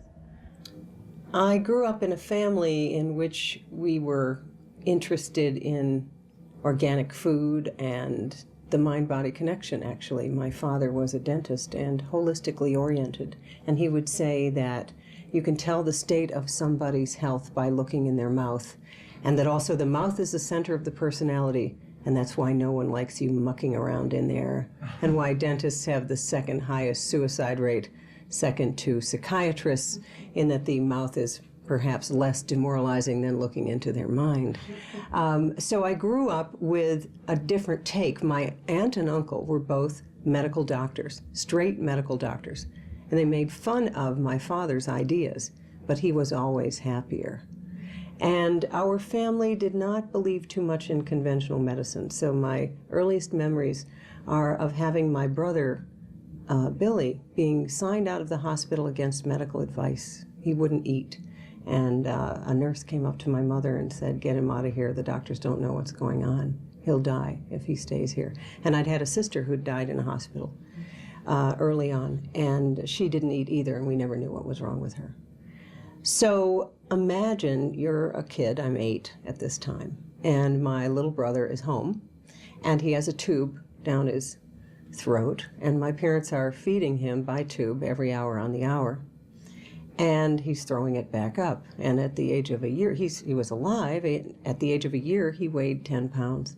And my parents tried to find a doctor who knew what was going on. And they finally found a woman doctor, Dr. Crump, at Women's Medical Center in Philadelphia, who did pediatric endoscopy, put a tube down and said, his esophagus is so eroded from this tube that if you continue to tube feed him that way, his esophagus will erode through, there'll be a big hole in it, and he will die. Let's take out the tube and see what happens. And so she had enough faith in the healing power of the human body that she took out the tube, and they gave him liquids through what was called clysis, where you put a big bolus of fluid with a big needle into the thigh. And after a couple days, he started to eat. And we still don't know why. And I remember going to the airport, and my mother was holding him on her lap, and he was eating a roll that the stewardess had given him, and we all started to cry. And when I went to medical school, which I wasn't going to do, I never wanted to be a doctor. I thought my aunt and uncle's life looked not fun. They had to leave every Thanksgiving and every Christmas. But I remember thinking, when I go to medical school, I want to find out why doctors don't talk to patients. I want to find out why the fullness of the mystery is not addressed. And I never intended to practice medicine. But I always believed from my childhood experiences that there was more going on than what we were taught. And like most medical students, I became puffed up. I became very proud of what we could do with drugs and surgery. But when I saw the first time I saw a baby born, I started to cry. I just wept with a combination, really, of joy and also sorrow. And the nurse was yelling at the medical student, and she, because he had let go of the cord, and they're like a mini fire hose, and it was going all over the wall. And I'm thinking, this is holy. This is a holy place. This is not a place where you yell at anybody. And it occurred to me, nobody should be in that room during a birth who didn't know this was holy. And it was that experience that caused me to become an obstetrician gynecologist, and being around women giving birth was like being like breathing. It was that easy. But I also saw that fear and anger and all of this completely messed up the process of birth. But I didn't know how to get those ideas across to the patient, especially if her mother had already told her, now you'll see how I suffered with you. And I did all kinds of work trying to prove to myself that the mind-body connection was real. And how did we get into the mind so that the body would change? I myself had terrible migraine headaches from the age of 12 to the age of 21, once a month, twice a month, whatever. I'd been worked up in a Boston hospital, a week there with all kinds of testing. They never knew what it was. At the age of 19, I had to do this English paper, a critique of the poem Ode on a Grecian Urn, or Ode to a Grecian Urn by Keats, and I didn't know what the professor wanted. And like most migrainous personalities, I needed to know what it was they wanted of me, and I couldn't figure it out. And it was in Cleveland, Ohio, and it was in November. And when I came out of the library, not knowing how to get an A in the course, I temporarily thought, maybe I should just throw myself in front of a car. It would be easier than this. And then I thought, no, you'll break your leg, and then you're going to have to do the poem, and then you're going to have to lug around a cast at the same time. The idea that I had a choice never occurred to me, because I was operating on a belief system that was obsolete. I go back to my dorm, I call my parents, and I say, I hate it here, this isn't working for me. And my father says, quit. So quit. You can come home. And I changed my mind. And in that moment, I changed the migraine headaches. I maybe had 3 or 4 the rest of my whole life because I changed this pattern, this 6th emotional center, perception, thought, morality, which is what headaches are. And my perception was, you must do this, and I've really been driven my whole life to get it right. And get it right, though, in the way that the culture, and in my case, the practice of medicine says is right. But here's the problem. Most of what I was taught in medicine about what causes disease is not the truth. I cured my migraine headaches, not with Imitrex, not with Advil. I cured them with a change of perception, you see. And the only time that I got them from then on is when I was doing something migrainous, like trying to clean up my entire house in half of a day, because I had the time. Now, if I could just organize the clutter from 25 years, and I can get in this state of being driven, where I'm completely disconnected from my mind and my body, and I'm just going for it. It's a beautiful way to get through a surgical subspecialty. Keep your head down, keep your nose to the grindstone. But you know what happens when you do that? You get cortisol levels that are too high, adrenaline levels that are too high. These are the stress hormones. They constrict blood vessels in every place in the body. And headaches are just the beginning. So the belief system behind the migraines, which I had for as long as I could remember, was you must get straight A's in school. It was this internal pressure. You must perform to a certain level. And I was the valedictorian. And in my class of Ellicottville Central High, everyone who'd ever gone to college that I knew about had gotten pregnant and dropped out. So I had this idea that when I went to college, I was going to be washed out quickly. So I studied like, this was in the 60s and 70s. This was, everybody's on birth control, having sex with everything not nailed down, and they're all smoking dope. And I am here to study what is wrong with the rest of you people. I didn't understand what the Kent State thing was all about. What are you doing? Okay, it's spring in Cleveland. You're throwing rocks at the horses on Euclid Avenue of the policeman. But I have a biology exam here. So there was this tremendous drive to achieve in a certain way, which was academically in a certain way. When I temporarily decided it would be easier to throw myself in front of a car, and then quickly realized, it's like mental health came on board quickly, because I grew up as a pretty optimistic person. When my father said, "So quit," it was that I had the patriarchal authority figure in my family saying, "You have another choice. You can quit. Come home. Live here." And in that moment, I could stay because I knew I could leave. Because I instantly, in that moment, thought, okay, what would I do in my hometown? What, would I marry my high school boyfriend? What would I do? Probably it would be better if I stayed here and finished this degree. But maybe I could finish it in a way that was a little lighter and more free. And what is the worst thing that could happen? You might get a B instead of an A. And what is the worst thing that could happen there? Probably nothing. And so I actually began to enjoy aspects of my life and live more in the moment.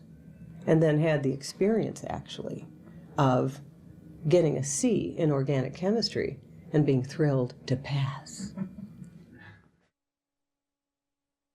I had a big fibroid tumor in my late 40s, and I was diagnosed on pelvic exam right after I finished my first book, Women's Bodies, Women's Wisdom. So the first place I went in my head was, oh, I caught one. I've been around fibroids so long that I caught one.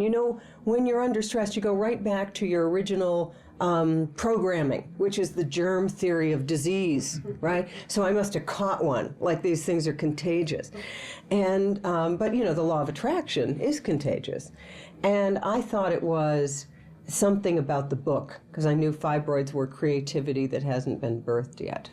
And then it got bigger, and it got bigger, and it got bigger, until finally one Thanksgiving I had that experience of, and I tried, you know, acupuncture twice a week. I was macrobiotic. I did everything known to humanity, and my patients had often been able to dematerialize fibroids, and I always knew it was possible. I couldn't. And I finally, one Thanksgiving, said, I'm so sick of dressing around this thing. I look pregnant. I'm just getting it out of here. I mean, that's what surgery's for. Let's go do it. And I knew enough when I went under anesthesia to have the anesthesiologist repeat some statements so that I would reprogram and go into sort of deep hypnosis. And the one statement was, and when you awaken, the pattern that created this will have left your life. And I was a single woman 2 years later. Fibroids are creativity that hasn't been birthed yet, and they are also caused by shoving your creative energy, your second chakra, sex, power, money, drive, into some kind of avenue. Because, you know, ovaries are female balls, and we have drives toward what we want. In my case, I wanted partnership in my relationship.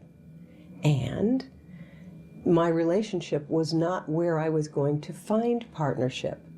But what happens if you don't know better and you don't have the insight, if it's not working, you do it harder. And so I kept trying everything I knew to do to fix the marriage, which is completely dumb. I mean, you have to work on fixing you or transforming you. But the fibroid had gotten to this certain point, and then I had the surgery, and as I did my recovery, I said, when I do this recovery, I want this to be the postpartum rest that I have never given myself. And I rested for a whole month. And I said, you know, the next thing that comes out of my womb, I am going to have a postpartum rest. And so I began to change patterns in my relationship because I started to take care of my deepest self, starting right with my womb, the center, really, of a woman's body. And that began to change the dynamic of the relationship, and it really had nowhere to go. Though you don't know that until retrospectively. I mean, it's like I really, even in the divorce proceedings, was certain that I could do something to make it work. So we have these mental patterns, and my pattern certainly is like, show up and get her done. Okay, and it works good, you know, but it doesn't work in a relationship or in some place where you have to let the universe bring in what's missing. That's more yin. I was very good at yang. I'm a really good surgical type brain, but this was to balance and allow something to come to you. People do affirmations, and they do their journals, and they wear purple and all that. But boy, when it comes to the vagina, the vulva, the breasts, the uterus, that all goes out the window. Because these organs, we're taught these are lemons. These organs were created because Eve ate the apple and screwed up. And these are going to get you. And so the whole conversation around women's health is, what can go wrong? Let's screen for what can go wrong. And if we don't find it this year, come back next year. We will. And so in my own body, in my own life, in my own profession, it's been, how do we turn the conversation around? And it begins with changing the way you think about this female body. The biggest miracle of my life over the past 7 years is that I have discovered that it is possible after menopause to be sexy, to be attractive, to be a woman, to realize the game isn't over. In fact, the game is just beginning. What a miracle. It's been my experience that men are desperate to support and appreciate women. And they can't do it until a woman knows how to support and appreciate herself. And then she can teach a man how to support her. We have right now in history this very strange situation in which when a woman doesn't know how to support herself, when she doesn't even know what turns her on, she turns to the man and says, do it for me. And if he can't figure out what to give her for Valentine's Day or her birthday or their anniversary, if she doesn't give him any clues, he's a loser. He loses. And if I were a guy, I would be terrified to be in relationship with a woman who doesn't know what she desires or what turns her on, because you're left with a load that is too heavy. So the first thing I would say for a guy is, don't get in a relationship with that kind of woman, okay? But in labor, it's fabulously obvious. Your job is to love your woman. That's all. Your job is to love her. And remember, the energy that gets the baby in is the energy that gets the baby out. And that's Ina May Gaskin, who wrote Spiritual Midwifery. And so encourage the women in your life to care for themselves at the deepest level. And if they turn on you premenstrually because they're in what Eckhart Tolle calls the pain body, you know, we all have to do our part to clean up our part of the pain body, and the pain body of all women comes up premenstrually. What you say is, honey, take a bath, do whatever you need. I'll see you later. What I want all women to know is that within their biology, they have the code for enhancing all of life. The egg can take a sperm and heal the genetics of a defective sperm.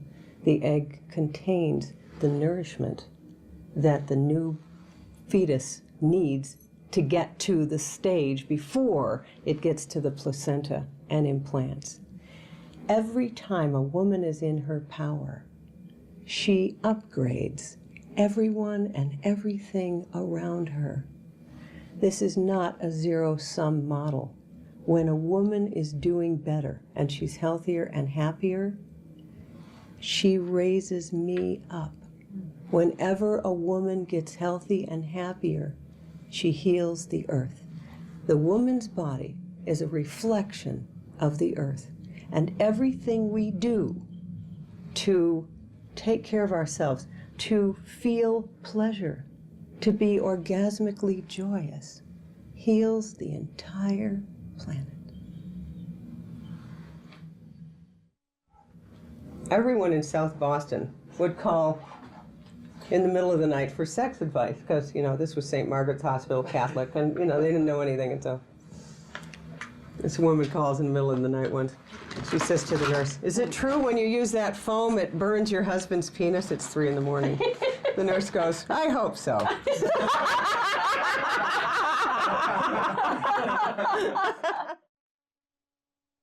There's this interesting thing that happens when somebody gets it, really downloads a more positive way of thinking. They get hormonal balancing, for one thing. We know that when somebody is thinking with their heart, like they see a puppy or a sleeping baby, and they go, oh, your DHEA levels rise, which begins to balance your hormones, but something else really more important happens, and that is the beat-to-beat variability of the heart normalizes. And you get into this wave pattern that you can see on a heart rate monitor that actually begins to balance the entire body, given that the heart is a huge electromagnet that in fact trains the rest of the body. So this thought or this state of deep relaxation or whatever it is that enlightens you actually results in a decrease in stress hormones, a normalization of blood sugar, decreasing of blood pressure, and a relaxation of all smooth muscles. It is, in fact, a balance of the parasympathetic and sympathetic nervous system. Parasympathetic is the brake, and sympathetic is the gas. And most people in this culture have the gas on all the time with an occasional break. So you're going around like this. You need to have, when both are in balance, which happens when you breathe through your nose while exercising, you actually, it's like banking your wood stove with just the right amount of wood and air. You can work so much more efficiently and so much longer because you've got this beautiful yin-yang balance of the parasympathetic and the sympathetic. So any thought of, oh, man, I got to get straight A's here, or something's going to happen, I don't know what. I mean, in my own case, I don't know what's going to happen. You will fail. This will be terrible. But then when you go, so I could quit. I remember my sister at the time went to 4 different colleges. I remember thinking, what is wrong with you? I mean, this will be on your record. And now I realize years later, no one has looked at my record for years. Nobody cares. Nobody knows. And those are the thoughts that just balance it all out. When you get it, that you have so much more control over your life than you thought you did, or control over your experience of your life, if not the events of your life, there is this sense that is so playful and so joyous, and you can just start to giggle when you realize you've made it all up, you're creating it all, and there's a sense of joyous relief. You feel like a kid, but you've got all the ego strength of an adult. And it's but just before you get there, there's usually this time of pain-filled joy or joy-filled pain, where you might have to break down with some deep sobs. I had that happen in a workshop with Ann Wilson Schaaf, and we were doing an intervention on one of my partners who we suspected was an alcoholic. And we all went to get over, to cure our codependence. We knew it was killing us. We started a women's clinic, right? We were blaming the guys. They weren't doing it right. We're going to do it right. Run by women, for women. Here we are 2 years out. We're more exhausted than we ever were when the guys were running it, and we weren't making any money. So we thought, okay, we're all codependent, so we better get ourselves to treatment. So we go away to a 10-day treatment, and by then we suspect someone's been drinking too much. And I'm wanting to do the intervention. Come on, let's get to the intervention phase. And it's day 8 of this workshop, and people are down on the mats, and they're crying, and they're weeping, and I'm thinking, you poor slobs, you've got so much pain. The rest of us have it together. You don't, of course. And it was like being in labor and delivery. Then the time comes for the intervention, and Ann Schaaf, and I start to, the intervention, you tell the person how much you love them. I start to tell my colleague how much it meant to me when she parked my car when I was in labor with my second daughter. To have a doctor support you was like almost too much, and I started to cry. And Ann said, why don't you lie down and see what comes up? I lie down to see what comes up. And I quickly push it down, push it down, push it down, push it down, which I was really good at. And I sat up and I said, no, I'm okay. I can handle it. And she says to me, you're so tired. And the dam burst. And I lay down and I sobbed for hours. And in that moment, I went through not only my own tears, but I went deep into a place called the pain of all women. All the women who never had anyone with them in labor, all the babies that died, all of the pain of women. And I knew where my work came from. And I knew what I came here to do, which was to transform that pain into joy. Louise Hay film, Cheryl Richardson interview, take 1. Very good. So early on in my life, probably in my early to mid-20s, I was living like a lot of people do, fairly unconsciously, but not aware of my unconsciousness, just kind of going through life and often feeling as though life was happening to me, that I was a victim to what was going on in my life, or that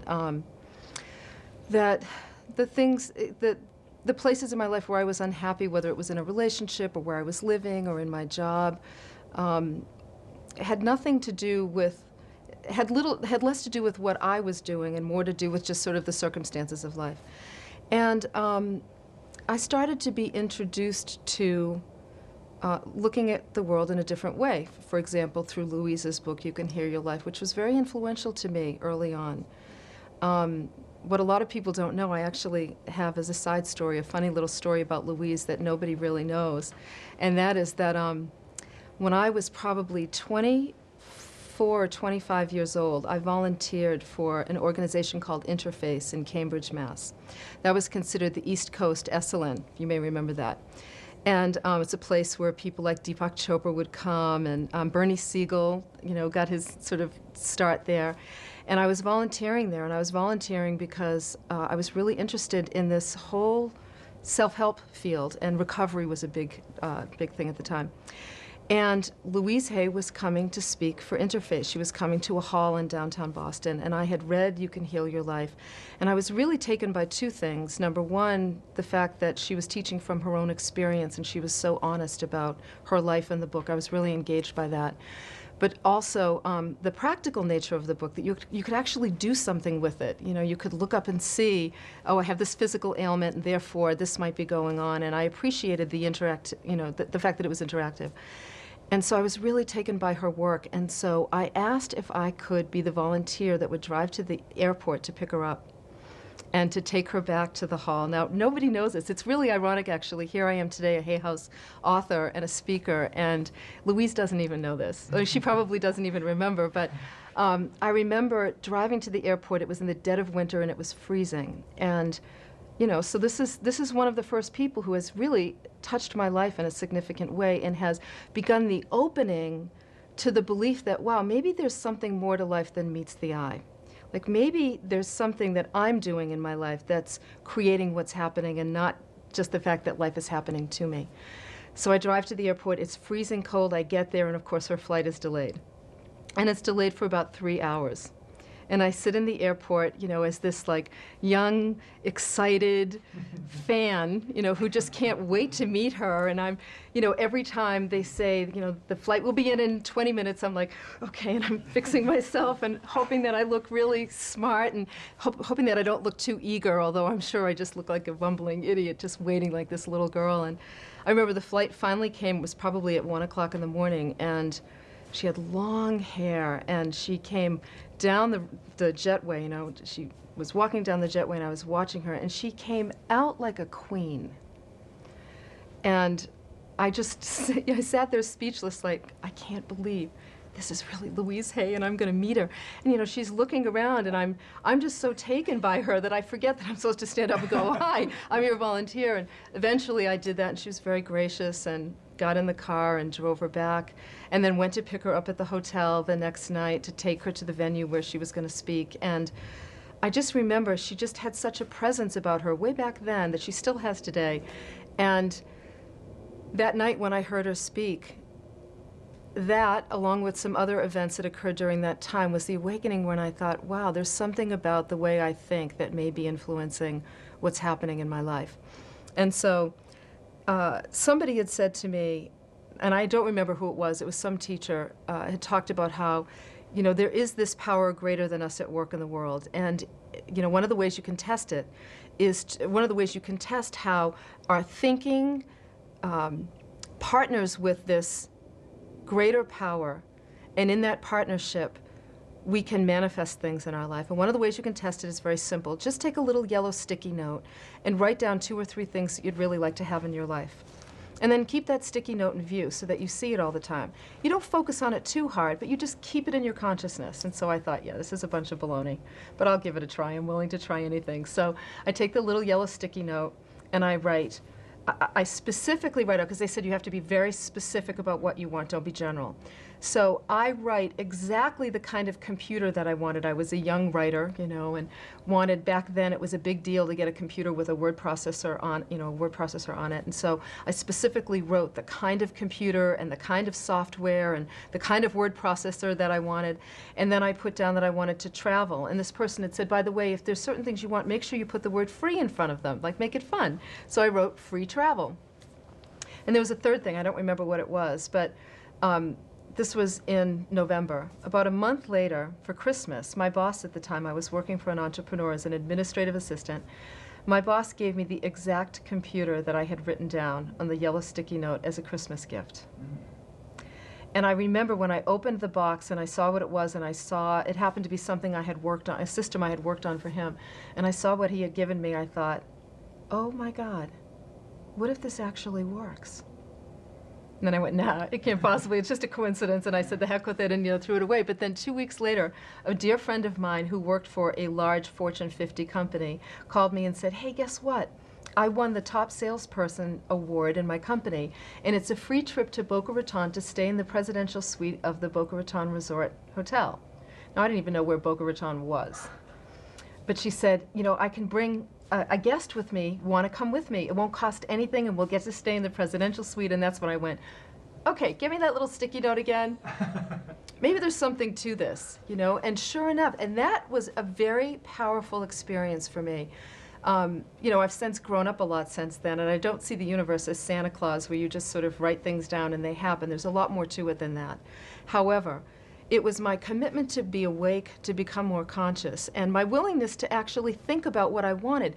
That experience gave me a visceral sense of what it was like to be the master of my own destiny instead of feeling like the victim. Or instead of feeling like I was at the effect of the world, maybe I had something to do with this as well. And so, many, many years later, I'm 20, 25 years older, and I realized that the gift of that little sticky note was the recognition, the spark of recognition that I have a lot more to do with what happens in my life and in the lives of the people around me than I ever realized.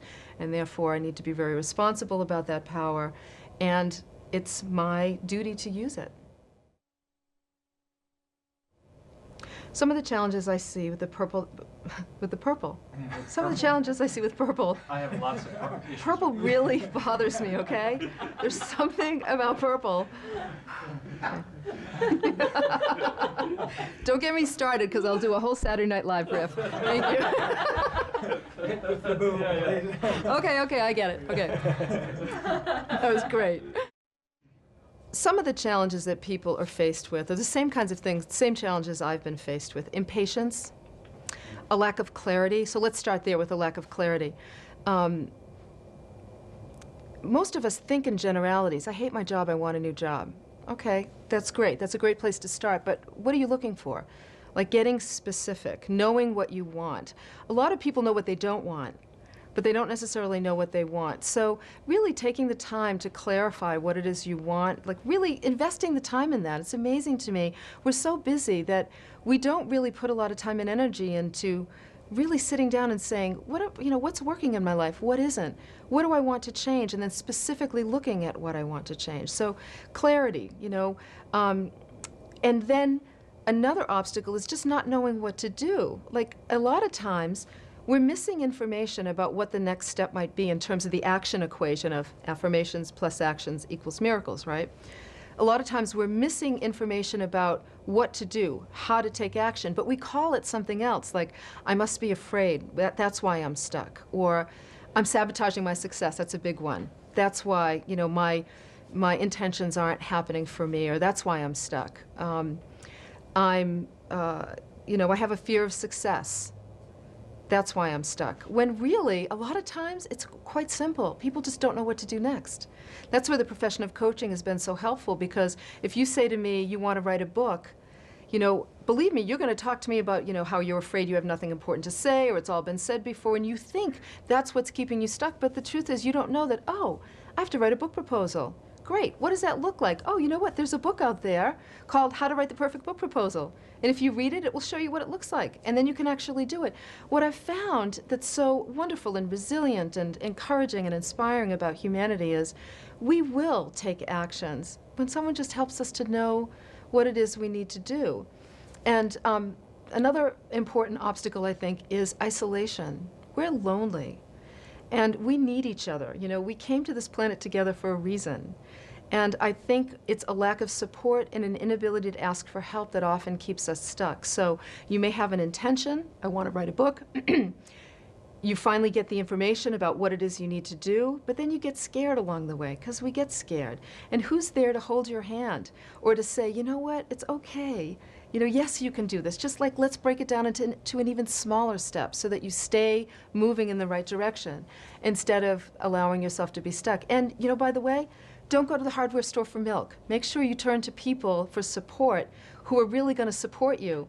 Because a lot of us, when we start doing those things to honor our soul or to express our creativity, those are really vulnerable acts. You know, the things that we intend or that we affirm for our lives are those things that are deeply important to our soul, and so they're vulnerable.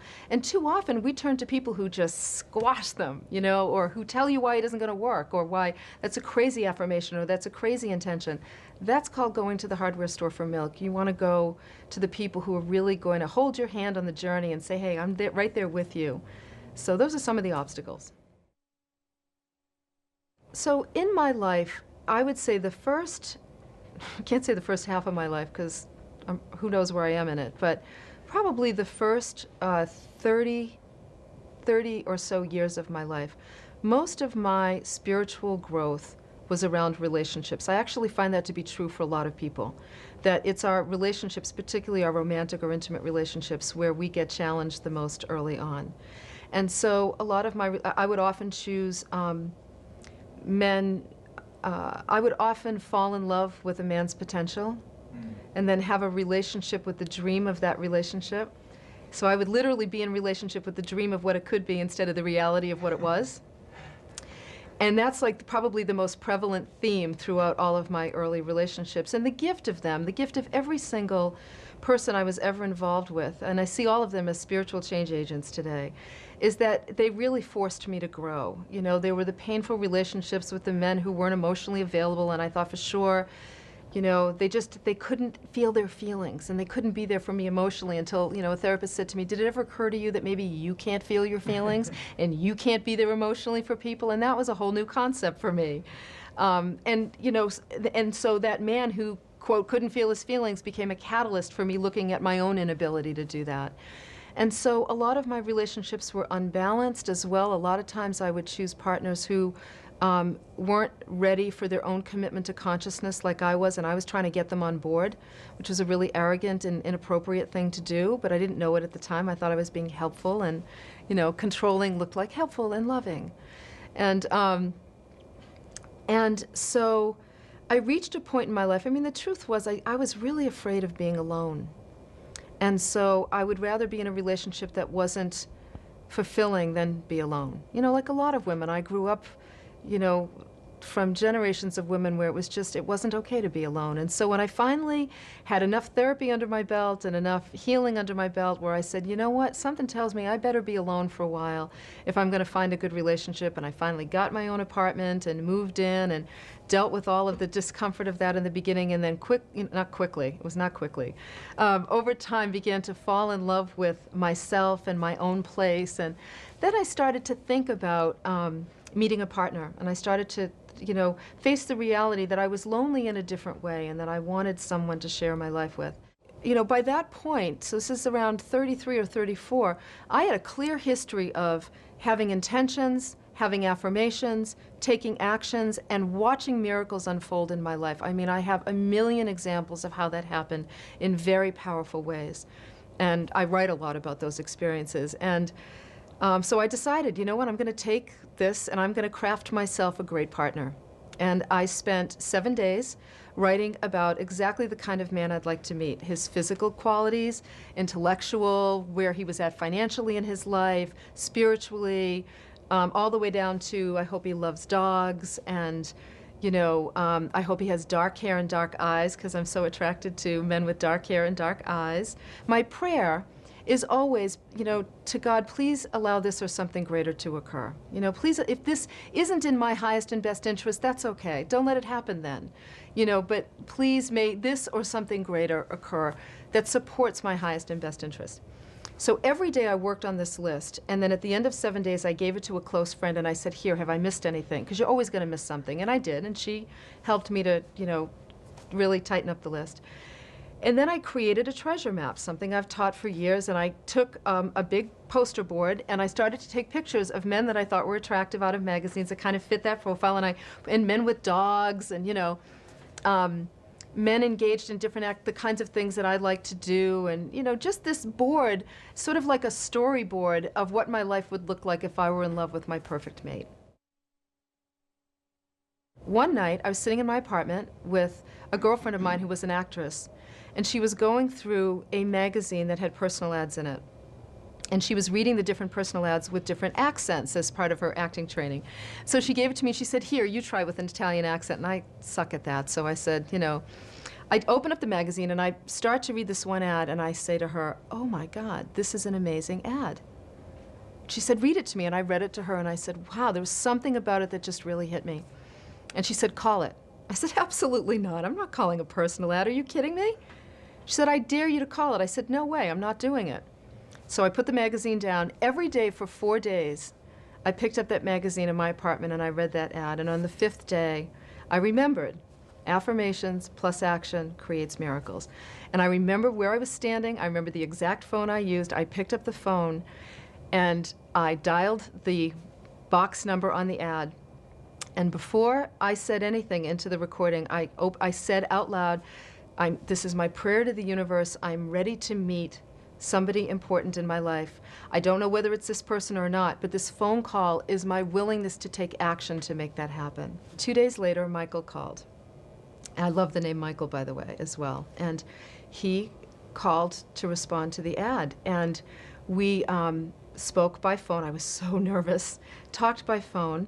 He sent me his photo. I sent him mine. On the day that we were supposed to meet for dinner, I went to the post office and his photo never arrived. And I thought to myself, God, should I cancel the date and wait for the photo? And I said, nah, just go. And I walked to I went to the restaurant where I was to meet him, and he walked through the door, and I'll never forget, he walked through the door, and I thought, please, God, let that be him. And he walked up to me, and he went, "Cheryl," and here I was, this professional speaker, right, this like all-together woman, and I went, "Michael?" Like a little girl. And that night was the first time in my life where I couldn't catch my breath through the whole dinner. As a matter of fact, he started making fun of me. And as I got to know him, I realized he met just about everything on my list except cooking. I forgot to put a man that cooks on my list, which I really want to go on record as saying is an important thing if you don't cook, but no. But honest to God, so that was 13 years ago, and I knew this was the man I was going to marry. It was the best day of my life to marry him. It could make me cry just thinking about it. And that was a powerful example of having a strong affirmation, really being clear about what it is you want, being willing to take the actions to make it happen, and, by the way, really investing in how I needed to grow in order to match that list. And I got, that's what a soulmate really is. And that's, when I look at all of the things that have occurred in my life as a result of my intentions, that's the best one. It's amazing to me how when we create intentions and affirmations from that pure soul place, what we're really calling into our lives are the very things that are meant to assist us on our spiritual journey. I mean, my life is so far different than I could have ever imagined, and I didn't know, like sometimes we don't know the power of our intentions and our affirmations. That's why it's so important to listen to that little voice inside. Because Emmett Fox said it years ago, the great spiritual teacher from the early 1900s, Emmett Fox said, usually our deepest desires are those things that we're the most embarrassed to admit out loud. We don't want to say them out loud, but those are usually the desires of the soul. And when we state them and when we put them in writing and when we start to act on them, there is this divine power that rallies behind us to support our efforts. I mean, I met Michael in 2 weeks. That's pretty quick manifestation, wouldn't you say? But there were a lot of years before that where the lag time was much longer.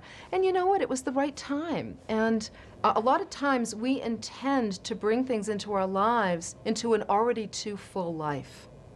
And so sometimes what we need to do is actually make the space, as that's actually part of the action plan, is making the space to allow in whatever it is we intend, because too many of us just don't have the space in our lives for that. And that was, something I really did have to create the space. And I also had to look at how deathly afraid I was. I saw marriage as a cage on a very deep level. I saw it as a cage. And little did I know I was living in a cage. And when I met this man, he had the key that opened it. Who would have thought? I would have never thought. You know, the affirmations is just the starting point. That's like going, okay, here's where the goal is. What really gives those affirmations power is the emotion we put behind it. So what's interesting is you start out the journey going, okay, let me start here. Step 1 is what's the affirmation? Step 2 is, you know, how can I generate the emotional power behind that affirmation? And a lot of that comes from taking actions to support that affirmation. That's how you begin to step into that state. And then as you step into that state and you take actions and you put the emotional power behind those affirmations, they begin to manifest themselves in your life. Now you come full circle, and the opposite then becomes true where, or really it's just more full circle in that it's more about living in that powerful emotional state and the belief that all that I need is right here in this moment. Love truly is the most powerful force in the world.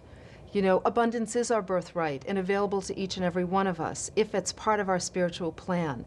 And so it's living in that emotional and energetic state that is the sort of end, I don't know, it's probably not the end game. We'll see what happens next, right? But it is that, it's that way of being that you get to now live in as a result of the work you did early on, kind of installing those affirmations in your brain. I think of my brain as a computer. I've installed some great software. It plays in the background. I don't even know what it is anymore. I don't even hear the words, but I live in the state of those words as much as I possibly can, and I feel when I'm not living in that state. This is Louise Hay, Hendricks interview, take 1. Can you check my focus real quick, please? Sure. Then you. Louise Hay film, Gay Hendricks interview, take 2. I was 24 years old, and I would say that everything that could possibly be wrong with my life was wrong. I weighed 120 pounds more than I weigh now, and I smoked 2 or 3 packs of cigarettes a day, and I was in a terrible relationship, and I had a job I hated, and so I couldn't think of much. Oh, I didn't like my car either. So I think just about everything was wrong. I'd always struggled with obesity. I was born, like even by the end of my first year of life, I was very fat as a child, and I was taken around to different specialists and things because I was, my mother and my brother were skinny, and so there was something going on there. And so by the time I was 24 years old, I weighed over 100 pounds, more than I weigh now. So I weighed 300 some pounds. And in addition, all this other stuff was going on too. And so I went out for a walk one afternoon. It was a winter in New England, and I was walking just kind of thinking about how am I going to get out of all of this? You know, how am I going to get out of my life? And I stepped on a patch of ice that had some snow over it, and I didn't see the patch of ice, and I stepped on the patch of ice, and my feet shot out from under me, and I went whoomp down on the back of my head on the frozen road, and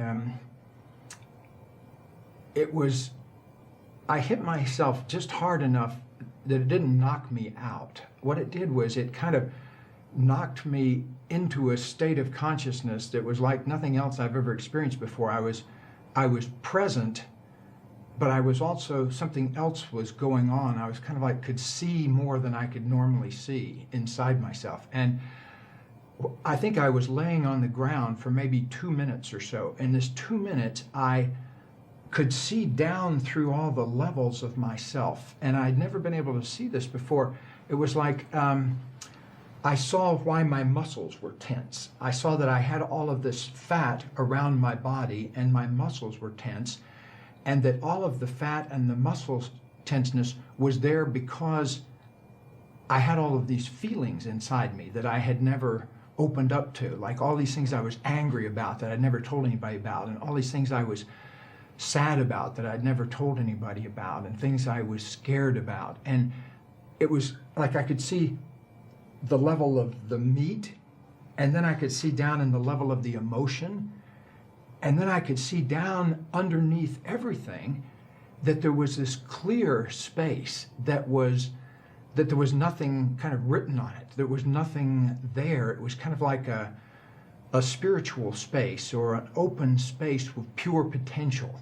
And I saw that all of those feelings and all of that tension and all of that fat was there because I was living somebody else's life, basically. And that I wouldn't have that stuff if I had a different life. And what I mean by that is my father had died before I was born. He died while my mother was pregnant with me. And he was very obese, just like I was. He smoked heavily, had probably not a very good relationship with my mother, and I know they had a lot of struggles. And so he died in the midst of, while I was gestating, and so I never actually knew him in the world. But I had sort of taken on his life. That's what I could see down inside myself, that it wasn't even my life. And so it was an incredible moment. I think I'd never had anything like that because I always thought this was the reality. This was all there was, you know, and I'd never had a moment of awakening to spirit. And I think that, you know, the way I always say it is that if you're open, the universe will teach you by tickling you with a feather. But if you're not open, it has to hit you with a sledgehammer. Well, I was so closed that this was like getting hit by a sledgehammer. That was the only way I could learn what I needed to learn, I guess. And so I was in that altered state of consciousness for about 2 minutes, I think. And I began to come back to regular consciousness. I could feel my muscles kind of assembling their tension, and I could feel my awareness of all of this obesity around me. And I could still feel, though, that very sweet, open space down in there, that sweet, open spiritual space that didn't have anything on it. And as I was coming back to regular consciousness, I had these several thoughts that were very different from anything I'd ever thought. One thought was, I'm going to find out what I can do to feel that clear space all the time. And I thought, I'm going to do what I can to find out how to live that way, how to feel that all the time in my life. And the other thought I had was, I'm going to live my own life. I don't have to live my father's life or anybody's life. I can invent my own life. And if that's possible, how do I want it to be? And so as I was coming back to regular consciousness, I made a commitment to feeling that spiritual space all the time, and then to invent a healthy body, basically, and invent a great life. So I make this new commitment to, I really want to learn how to feel spirit all the time, just in ordinary life. And a friend of mine came over to my house one afternoon and said that one of his old Harvard professors had just come back from India and was giving a talk down the road about 30 miles at his father's house. And did I want to come and hear him? And I said, well, what's he talking about? And he said, well, he'd gone to India and he'd kind of gotten enlightened, and he was talking about yoga and meditation. And I thought, well, that sounds kind of interesting, you know, maybe I'll go. And so we go down there, and there is this guy in a robe, a white robe, and there's all these devotees around. I remember a girl came up and offered us fruit from a fruit bowl, you know, and I was thinking, what is this? You know, is this some cult or something? Well, it turned out to be Ram Dass, who was Neil's Harvard professor. Under those days, he was named Richard Alpert, and when Neil had taken his course at Harvard, and now he was named Ram Dass. And so Ram Dass had just come back from India, and he was just totally, you know, he was so blissed out and everything. And part of me related to it, but another part of me thought, what are these people selling? You know, like, I was very cynical about that kind of thing at the time. And so I went up after the talk and asked Ram Dass, I said, look, I got to tell you, I'm very skeptical about this kind of stuff. This looks sort of insane to me, but since I'm here, I just had this experience where I fell on the ice, and I told him the experience. And I said, so I want to learn how to feel that clear feeling in me all the time, just in ordinary life. I felt it for a minute while I was sort of knocked out, but I'd like to feel it all the time without bashing my head on the ice. And I remember he looked up at me for a long time, and he sort of looked at me up and down. And he said, you should do some breathing exercises. And I said, breathing exercises? And he said, yeah. And I said, well, what do you mean by that? I never heard of anything like that. And he said, well, in India, if you have a problem, you might do some yoga around it or some breathing around it. And it's as valid a way as talking to a therapist about it. And so I said, well, where do you get something like this? And he said, well, just be open to it. It'll come to you. And I said, all right. And so the next day, I was down at the grocery store and in the checkout line. So I was, pushing my cart up through the checkout line, and they had a little kiosk of paperback books, a little round kiosk of paperback books. And I glanced down, and there is a book called Yoga, Youth, and Reincarnation. I'll never forget this, by Jess Stern. And I can see the cover just like it's sitting right here now. And I remember looking at this, okay, Yoga, Youth, and Reincarnation. All right, that's interesting. And so I picked it up, and I open it up, and there's an entire chapter on breathing exercises, pranayama. So here I go in one day from never having heard of something to Ram Dass telling me, be open to it, to there it is in my hand. And so I bought it. And so I took it home, and I just started doing the exercises all the way through. I remember it was a Saturday afternoon, and my wife and baby were gone to visit her mother, who lived about maybe 40 miles away. And so I had the place to myself. And I just started doing these exercises right out of the book. I would do one and then flip the page and do another one. So I started about 3 o'clock in the afternoon. By about midnight, and after doing all of these breathing and yoga exercises and chanting and everything like that, I was in touch with that same space that I'd felt when I bashed myself on the ice falling down. And so there it was, there was a whole different way to get there. I had lost about 75 pounds, so I was sort of, I could feel what could happen, if this actually came true, if the dream really came true. And this friend of mine that I'd known years before showed up for a visit. And he and I were both sort of eating buddies, in those days. We would go out for an ice cream sundae or something. We worked at the same place, and we were both obese. And he was still, a 300-pounder, and I'd gotten down to a real slim 225 or something like that, And so he looked at me. I remember I opened the door, and he looked at me, and he said, God, what are you doing, and what happened to you? And I tried to explain this thing that I was going through. And I remember the way he looked at me. And it's probably it's probably like a lot of people when they start some kind of a change process, the people that are in their lives sort of don't know how to relate to it. And so what he did, this was so bizarre, he went into town and he brought back a 5-pound box of chocolate caramels, which was like the ultimate bad food for me, during that time, And but it was like he walked in the door, and he was a practical joker. I mean, this was partly a practical joke, but I could see the sort of mean edge to it, of kind of wanting to sabotage and wanting to kind of get me to be the way I was. And I realized if I was going to have to, and then I didn't have any way to relate to him. And so I basically had to throw him out of my house, leave, please leave. And he did. And what an amazing, 6 months later, I got a call from a friend of mine and said, are you sitting down? I said, yeah. And he said, Ken died. He had a heart attack and died.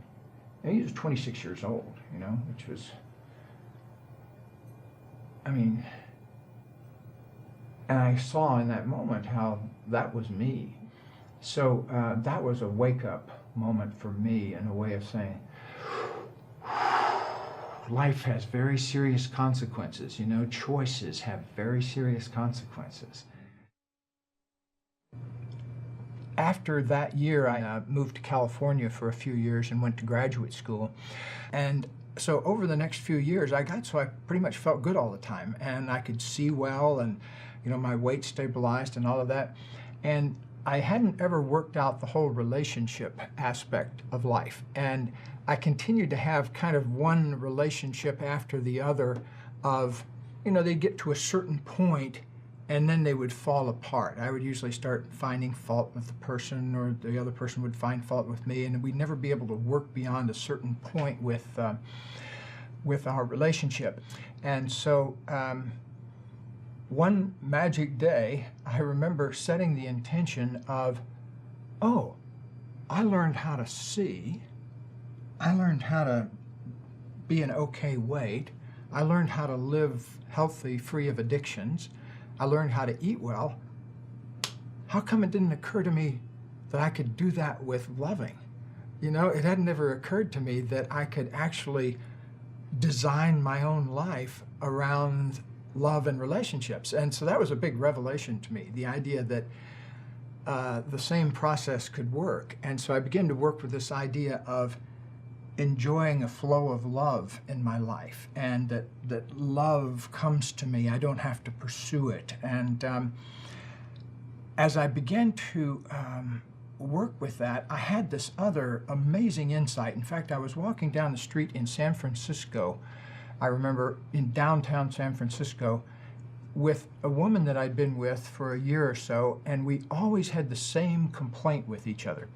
Her complaint about me was that I was not in touch with my feelings, and that I never communicated about anything important, that I never would talk about the real stuff, And I, of course, had my defenses against that, that I forget what they were, but I had my good justification for why I didn't talk about my feelings and didn't talk about things that were important.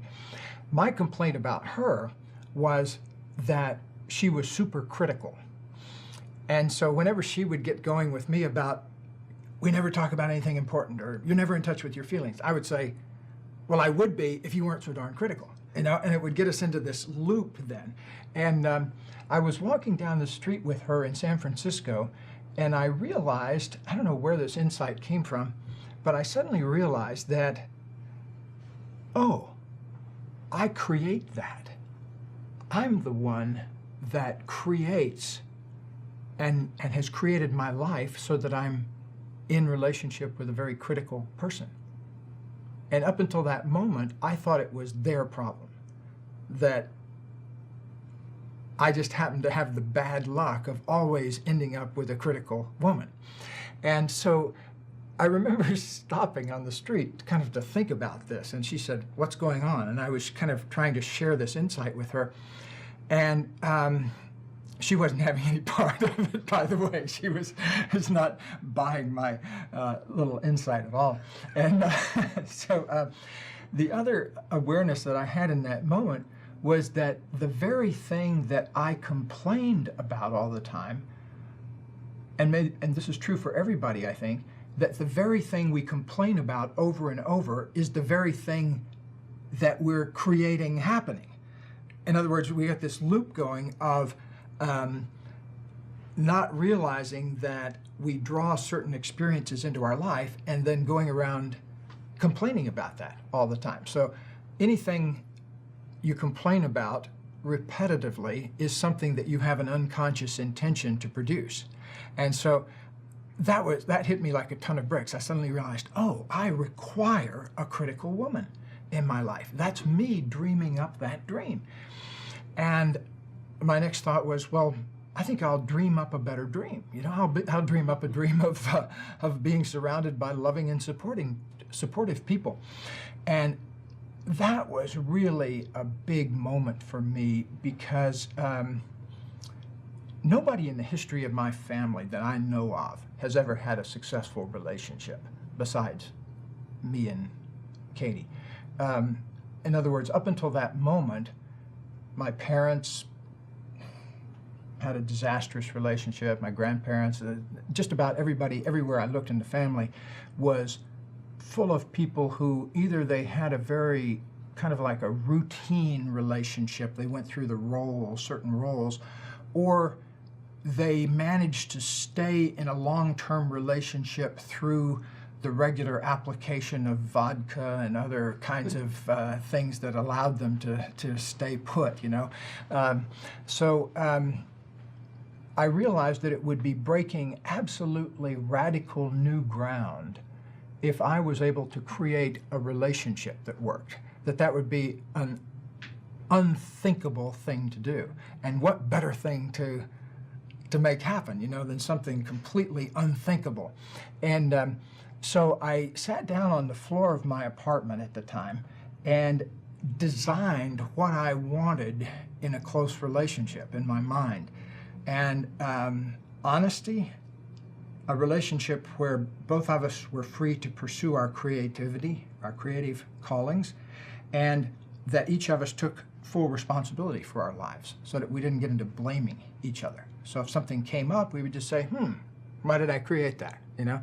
And so I remember saying to the universe at the time, that's what I want, and if it's not in the cards for me to have that, I'll be alone. I'm fine with being alone, but I promise I will never settle for less.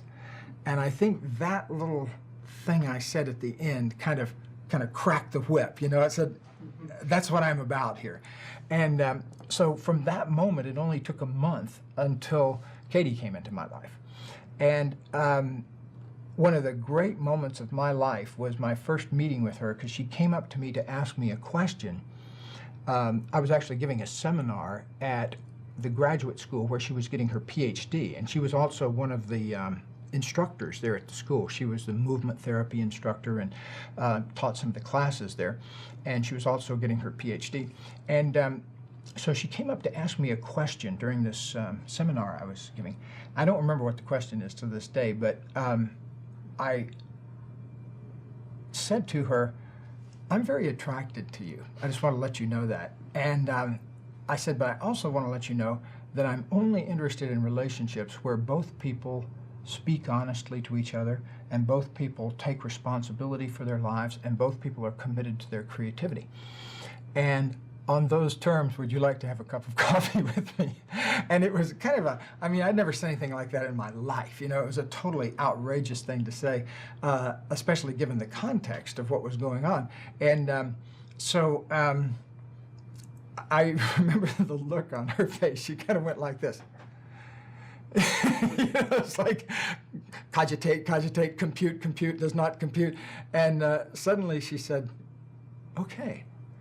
And I can do that. And so, you know, that was our first meeting and basically set the tone for our whole last 27 years together.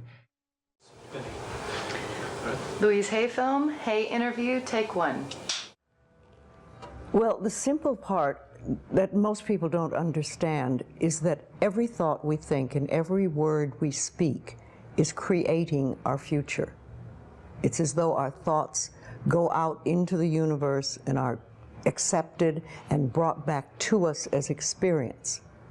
Now that is a very simple thing, but most people don't get it. They don't understand it. They've never heard it before, and they think it's ridiculous.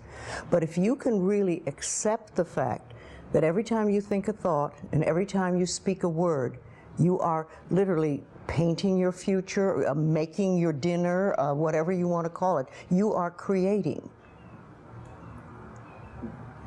And you're creating your own life.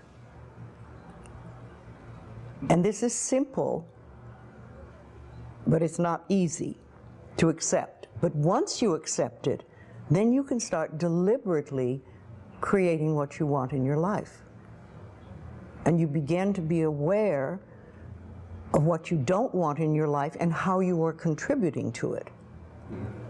Now, I think this has been around forever, but for some reason in the last 20 years, the universe has wanted this to go out among all the people, or all the people that are ready for it. See, most of us just think, and we don't pay any attention to what we're thinking. We're just doing it. But that's something you need to train yourself to do, to begin to train yourself to be aware of what you're thinking. And one of the ways to do that is to periodically say to yourself, what am I thinking? Would I like this thought to create my life? Would I like to have the experience that this thought could bring to me? Now, it takes a while to do that, but even if we could begin on the smallest level to be aware of our thinking, we can start to make changes. To begin with, you start by doing what we call doing affirmations, and that is making positive statements about your life that are positive, and you do them deliberately. You might do them in the morning, you might do them at noon, you might do them at night, you might do them, twice a day or whatever. But you do this and you let this become a habit. And as you start to do them, things will begin to change, maybe on a very small level. I call it getting the green lights in the parking places. I mean, they're not huge things in your life, but it can be very nice when you get 3 green lights in a row and you're in a hurry. Doing an affirmation is either writing it down, writing it on the wall or the mirror, or using just saying it. What I like people to do is to stand in front of a mirror and do their affirmations. Because there's something very powerful about looking in your own eyes and accepting yourself, or noticing that you reject yourself when you're saying something positive about yourself. So that would be a very beginning way to start. Say in the morning, you get up in the morning, you go to the mirror, and this is a big one, and it's hard for lots of people. But you look in the mirror and I say, I love you. I really, really love you. And to begin with, that can be so hard for people because they think of all the things that they think are wrong with them. But if you can start your day saying that, it's very powerful. Remember, I'd like to think the universe is listening to everything you say and everything you think and saying, okay, you can get that. So then it starts to bring you in and bring things into you. And I know this sounds far-fetched, but it's amazing how it works. If you do a good general positive statement for yourself, the universe will figure out how to manifest that, how to bring that about in your life. So things could happen that you wouldn't expect at all, but they will happen. If you think of doing your positive affirmations is like planting a seed in the ground. It's not necessarily true at the moment, but it is something you want to have be true. So you put the seed in, and you plant a seed and you expect it to grow. Or you maybe plant 3 seeds just in case. You expect them to grow. And you don't wait for 2 days and then dig in the earth and say, what's happening, what's happening? You expect that thing to grow because you know there's a law and a process. And the seed will grow if it is in the right soil and it has the right amount of moisture. Making it really a habit and doing it every day, doing something every morning when you wake up, that's a really good time. And another good time is when you go to sleep at night. And gratitude works a lot. If just being grateful for everything. The more, I always say the universe loves gratitude. The more you're grateful for what the good is in your life, the more good you get to be grateful about. Mm-hmm. And it's like, if somebody gives you a present or gives me a present and I say, oh my God, I hate that color and it doesn't fit, and that person will never give me another present. Mm-hmm. But if you say, oh, it's wonderful and thank you, I really adore it, it's great, that person is probably going to want to buy you a present every time they see something they think you would like. And it's like that with the universe. The universe loves gratitude.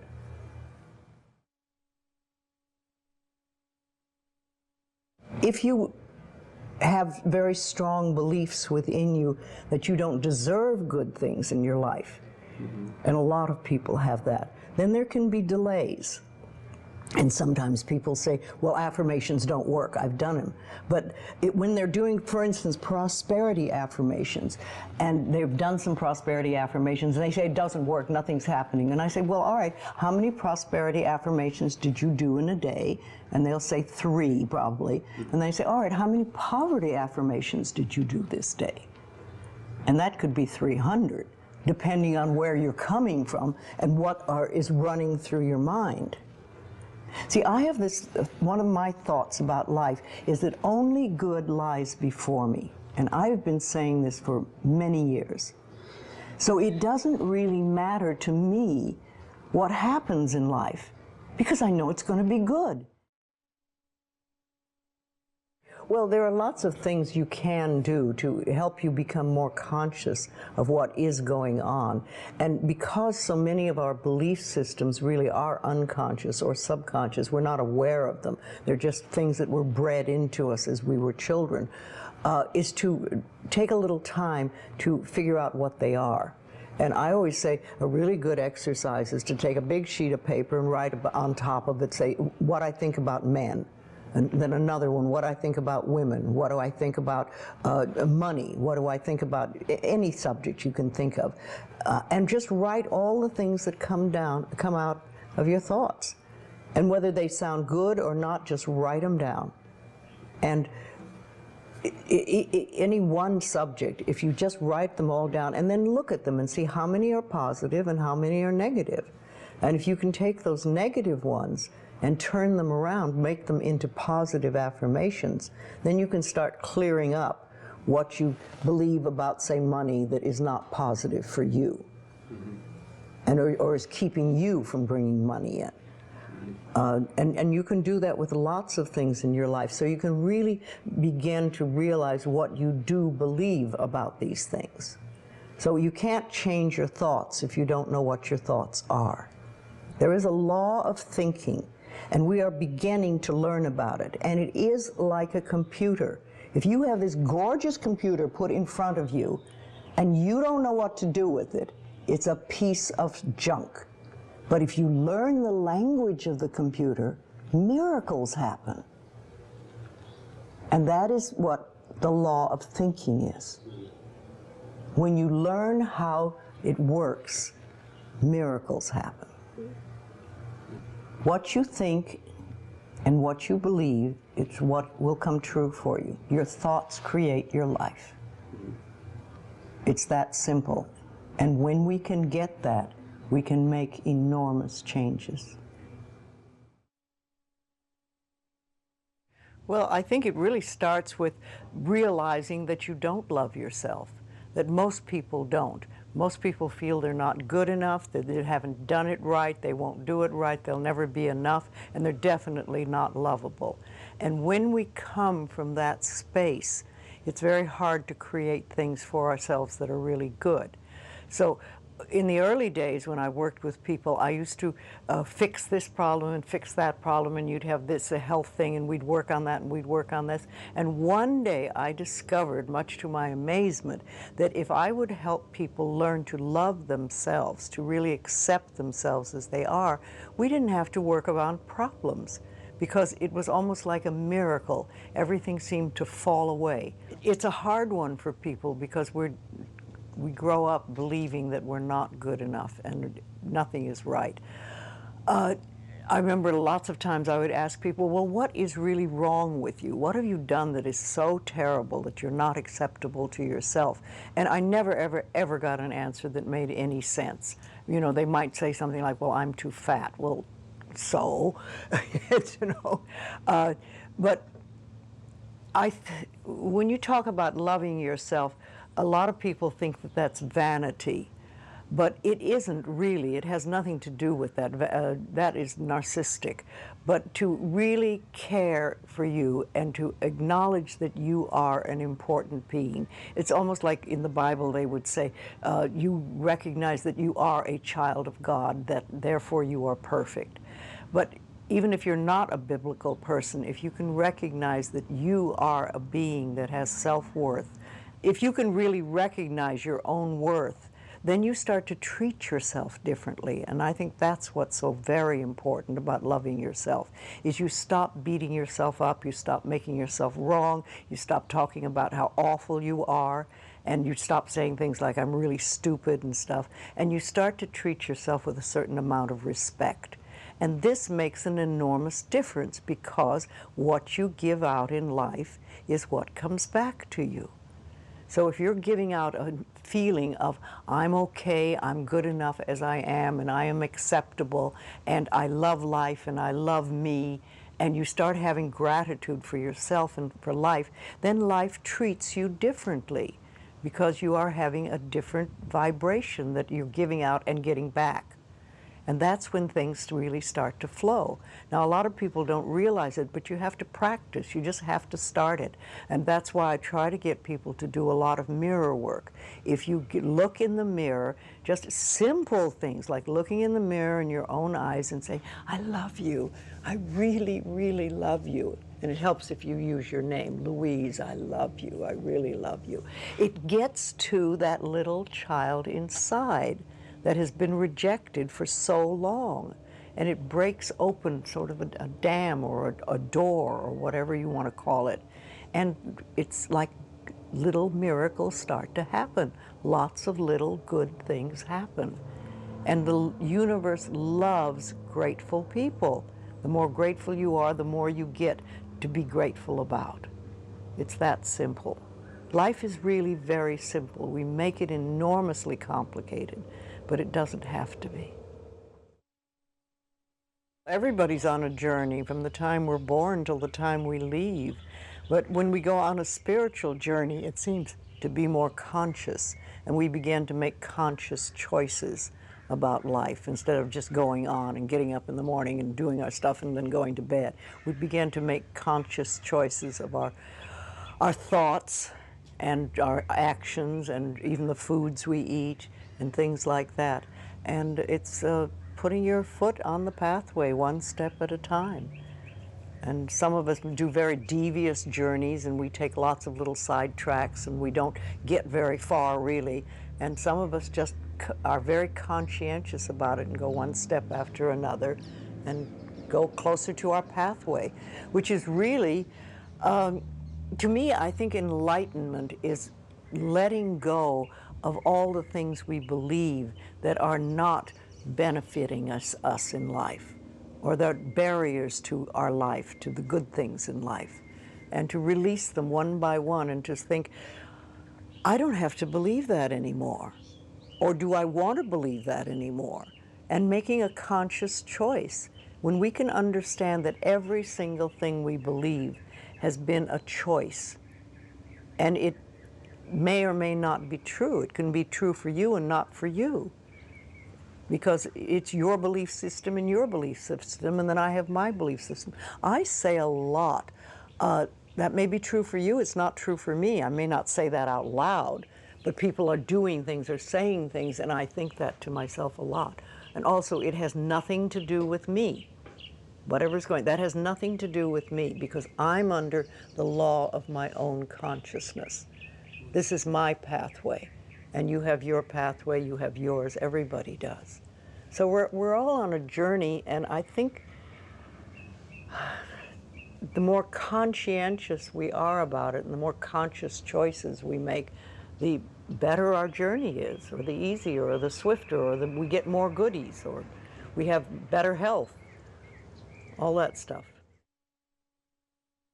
When I was beginning to work with people in the early days, I paid very close attention to what people said, and it became a habit with me, and I still do. I listen to what people say more than, you know, the words they're using and everything, and so often I think, oh, if you just wouldn't use those words, if you just take those 3 words out of your vocabulary, because people use negative words a lot, the same ones over and over again. Yes, I hear words, much more than other people. What words would you take out of the vocabulary? Well, should to begin with. That's a big one.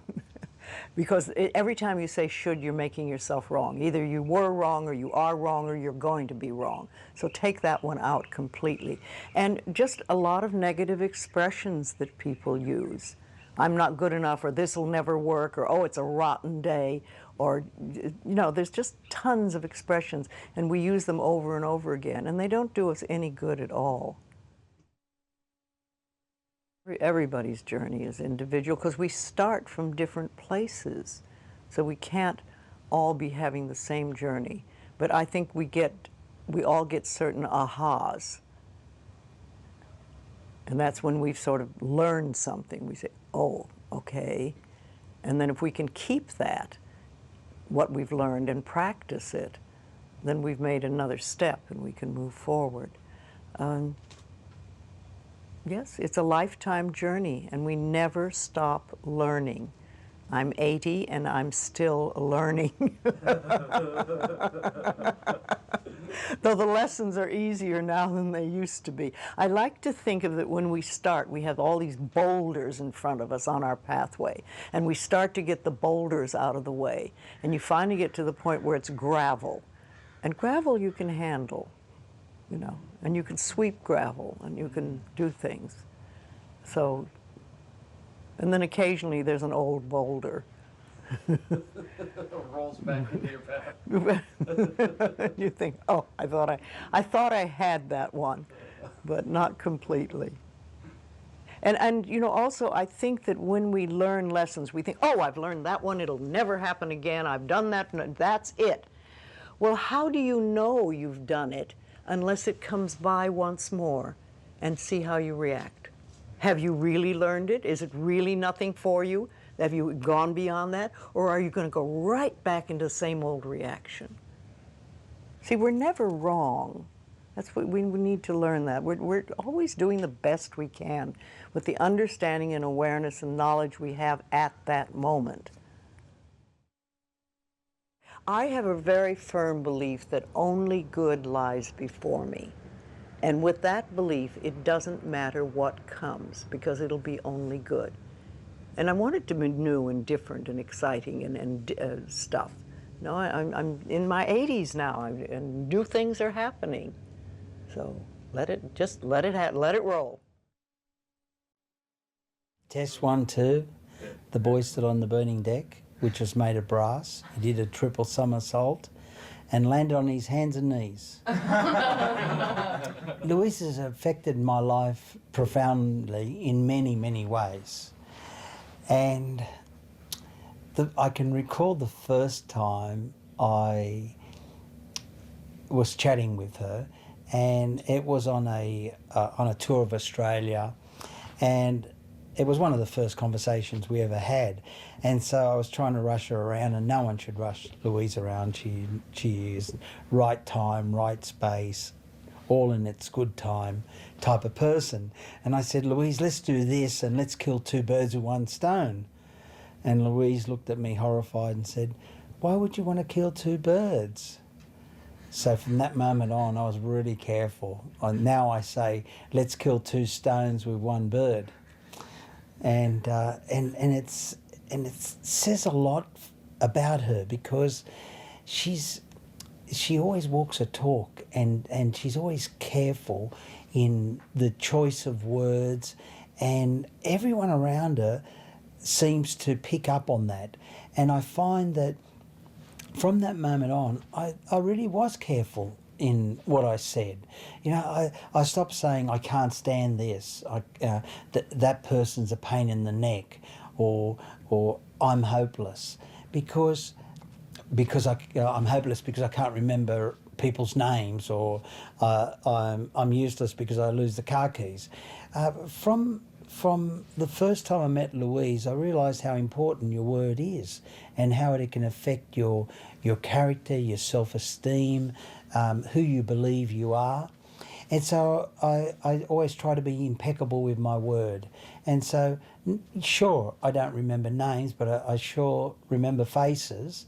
And I've never lost the car keys, I just misplaced them for a few seconds.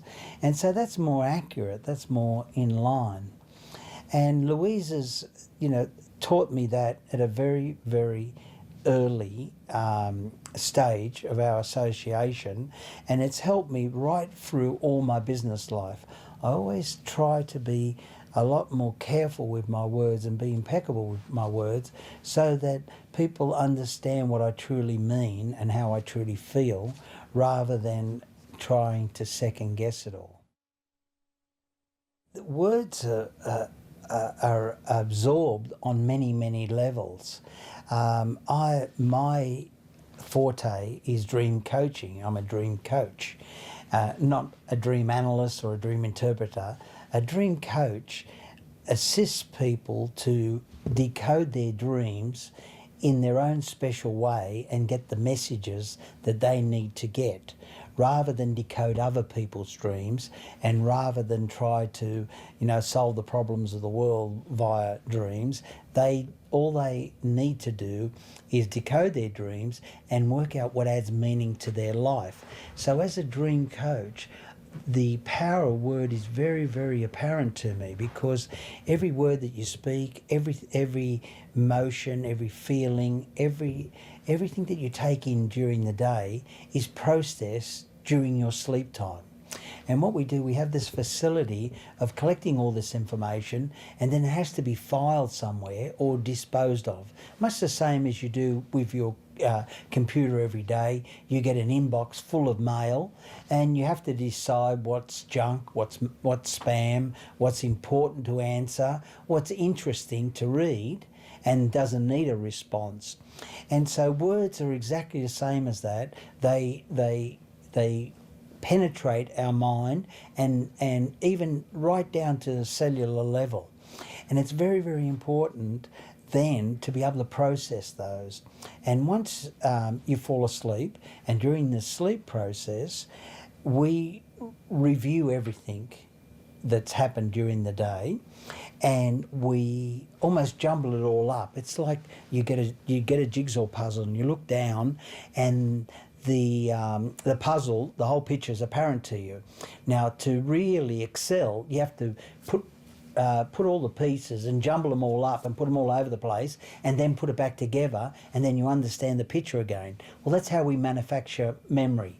We pick up all the information, we see it all during the day, it gets jumbled up and filed and all messed up, and then it gets reprogrammed in a fashion our mind can understand it, and then we manufacture memory. Because we speak in metaphors, but we dream in symbols. So we have to see a symbol that will create a memory. Let me give you a quick example of that. If you keep seeing apples in your dreams, it doesn't necessarily mean health. It could mean your iPod, it could mean your Macintosh computer. We see a symbol of the iPod and the Macintosh computer in our dreams as an apple, and then that gets filed into our mind, Macintosh. It could mean forbidden fruit. It could mean enlightenment. It doesn't matter what it is you dream or the words you hear during the day, they still have to be processed as symbols. Our right brain takes over, becomes dominant while we're asleep. And the language of our creative, expansive brain is symbols, whereas the left brain is more logical. Like, you need your left brain fully in gear if you're balancing your check account, balancing the budget. You need to understand complex issues. Well, the left brain is in charge. But when you're catching 40 winks, you want to get a good night's sleep. You want the logical part of you to relax and reprogram itself and run a maintenance program. And so what happens is, while we're dreaming, we actually see dreams to keep us asleep. They're much in the same way. If you've got a bunch of kids running around and they're misbehaving, you put on a DVD, put on their favourite movie, they're watching the movie, and you can go ahead and do your housework, or you can go ahead and do what you plan to do because they're distracted. Well, the same thing works with our dreams. We dream to keep us asleep, to give us the maximum number of hours of sleep, because the more sleep we get, the more refreshed we are, the more positive we are when we wake up. And it's very, very important to wake up each and every morning optimistic. Because if you don't feel like getting out of bed, how are you going to earn an income to feed yourself and your loved ones?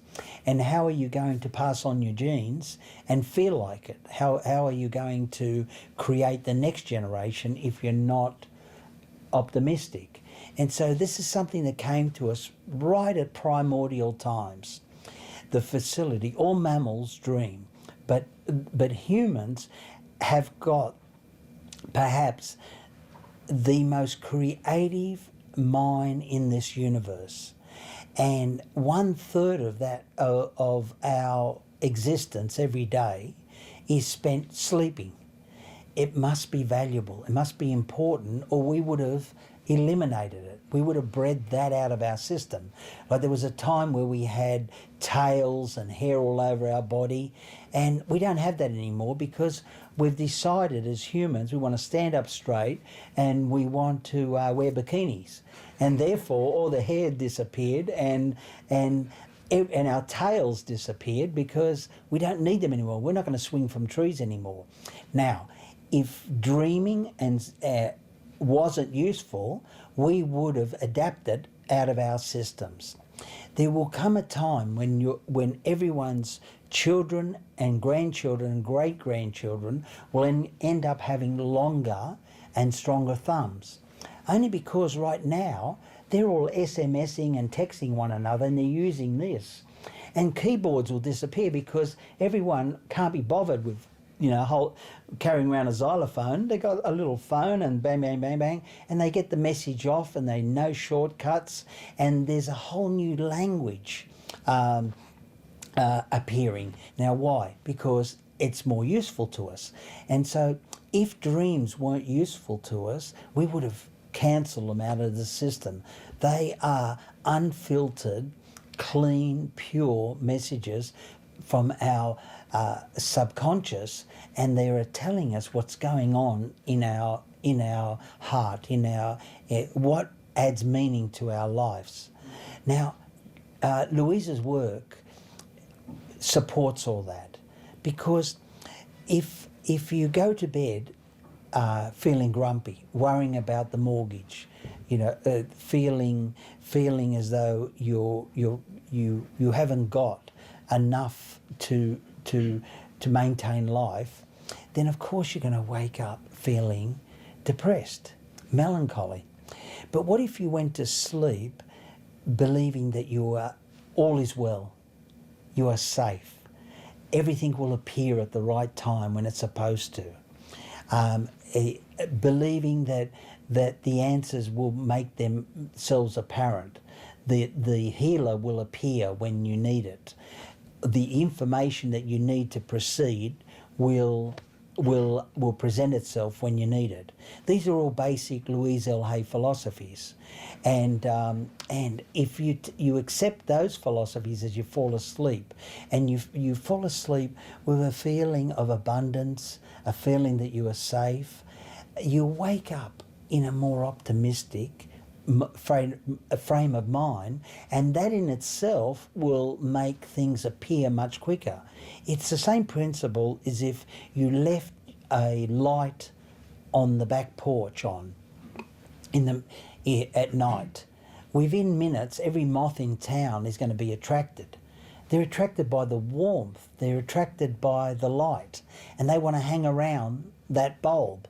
Well, if you see that you are that light, if you are warm and supportive and you're oozing optimism, people will just want to hang around you just to feel good. The moment they want to hang around you, opportunities happen, and fear and frustration can't reside where someone feels abundant. If you take the time to respect your dreams and realise that you are able to reprogram your life through them, if you get to the point where you can have lucid dreams and you actually tell yourself that you are healthy, abundant, and extremely attractive, then it will transmute into your waking life, because you've accepted at a cellular level. And lucid dreaming does this for you the same as it goes beyond creative visualization. It goes beyond the law of attraction. This is you and you alone in a realm that actually creates the very next day. And you're able to program this. And so to that end, as you fall asleep with this feeling of abundance, fall asleep with a feeling of being safe and nurtured, and you'll find that the dreams you have are dreams where you are climbing mountains and you are achieving. You're going up an elevator, you're going up an escalator, you're climbing to the top of a cliff. You get to the cliff edge and you jump and you begin to fly, and you look down and you're able to perceive all that's around you. You don't have to flap your wings, it's effortless. And so you see these dreams where you're actually going to the highest point. A lot of dreams will be in the attic of the house, on the top of a house, on top of a building. You see yourself ascending. And these feelings carry on when you wake up. You don't know why. You don't even have to recall your dreams. You wake up and you feel refreshed and optimistic. Now the idea is to make sure you go to sleep with the creation of these feelings. I recommend to anyone that I work with, grab a deck of Louise's Power Thought cards and just go through the cards and see which one resonates you and with you that particular night, and take that card and put it underneath your pillow and sleep on it. Some of the most incredible breakthroughs that mankind uses today or enjoys have come via dreams. We all have heard how that statement, oh look, I'll sleep on it. That's because you know that there's answers there. We can all invent anything we want. It's all available to us. The only thing we need to do is believe that they are valuable, have self-belief, and then sleep on it, and it will manifest. Check, check, 1, 2, 3, 4, A, B, C, D, E, F, G. My parents are what I consider to be metaphysicians. They attended religious science and unity churches and were big advocates of using affirmations, visualization, and prayer to create their reality. And one of my most memorable experiences was when our family automobile went kerplunk. I mean, it just died. It was an Opel station wagon, and my dad decided he wanted to get a Ford Pinto. Now, don't ask me why. You can get whatever thing you want using your thoughts. But for some reason, he had his heart set on buying a Ford Pinto. So he went to the local toy store and got a little Hot Wheels die-cast model of a Ford Pinto, and he painted it brown because he wanted a brown Pinto. That's his favorite color. Again, don't ask me why. And he put the little Hot Wheels model Ford Pinto on our family television set, dragged my little brother and I out of our bedrooms, and the four of us sat there every day, and we looked at that little Pinto, and he had us visualize it being real, sitting outside in our driveway. And he had us not only visualize it, but using our entire body. He had us picture what it would feel like to sit in the car, to smell the new car smell, to hear that roar of the four-cylinder Pinto engine. And he had us just imagine every day that we owned this car. We had no idea how we were going to pay for it. But somehow, because of this process, we owned that car within about 2 months. I mean, it wasn't like a skyhook dropped it on our driveway. So I grew up with these lessons that, oh, if you want something, just visualize it, and there it is. And as I said, visualization was a misnomer for us because we'd use our entire body. We would feel how we would imagine it to feel. We would smell it, we would taste it, use our whole senses. And we would do this as a family together, and miracles happened. My parents tell me the story that they were married 7 years and couldn't conceive a child, so they went to the local religious science church and put in a prayer request to conceive, and I was conceived within a month later. So I was born in this sense that prayers and thoughts and visualizations created me and your reality. And I don't know any different. What I do remember is the 1960s being made terribly fun of for talking this way. I remember saying the word manifestation at school one day and the kids all rolling their eyes and going, there she goes again. And so I kept it inside. It was something I did only with my closest friends and family. And I remember that if I wanted something, like when I was a teenager, I wanted to quit smoking. I'd taken up smoking to be cool and fit in, and then I got hooked. And I remember my mom and I praying over it, and I completely lost the desire to smoke and having experiences like that. We have always used affirmative prayer. So there's two types of prayers. One is supplication, where you beg for something. And one is affirmative, which means you thank God in the present tense for what you're asking for that seems to be in the future. So thank you, God, that I have a wonderful soulmate relationship. Thank you, God, that I have this perfect health. My husband and I recently used this prayer to manifest a wonderful home. And our prayer was, thank you, God, for this beautiful home that we love so much and easily afford. And boy, we sure got that house easily. Unfortunately, my first marriage was very difficult. I was married to a man who decided to control me by telling me how awful I was. And I believed him for a long time. And my self-esteem just plummeted when I was a young mother. And I didn't really think very highly of myself. I had no confidence. And I didn't think that I could do anything in the world except for be a wonderful mother to my two sons, which I think is an important purpose. But there was something more. I knew that there was something else I was supposed to do. And so I would pray all the time, tell me my life purpose. And every time I would pray that, I would get visions of myself on television and on stages teaching people. And to me, that seemed like science fiction, because what could I, this person who didn't have any confidence, possibly teach anyone? And yet I kept getting these visions to go give speeches, and I didn't know how to do it. What I later learned is that we don't have to worry about how to put our visions or our dreams into reality. All we have to do is follow the guidance that we get one step at a time. So what happened was, one day I was eating ice cream and thinking I was happy, but I got this moment of truth that, my gosh, I'm not happy. I'm in a self-made hell, a prison of my own making, and I didn't know how to get out of it. So I remember getting very humble and getting down on my knees and saying to God, I don't know what to do. You keep showing me these visions that I'm supposed to be a speaker.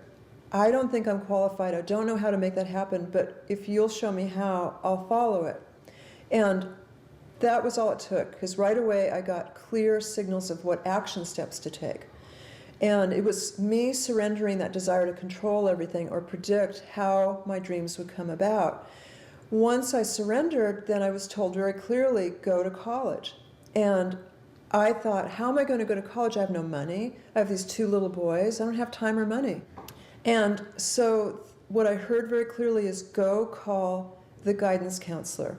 They'll help you.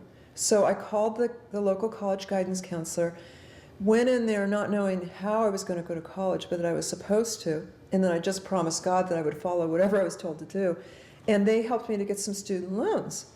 And so the student loans allowed me to get childcare and go to school. And I went to school very part-time in the beginning. But eventually I was able to get my associate's degree in psychology, which allowed me to get a job as a counselor at a local alcohol and drug counseling center.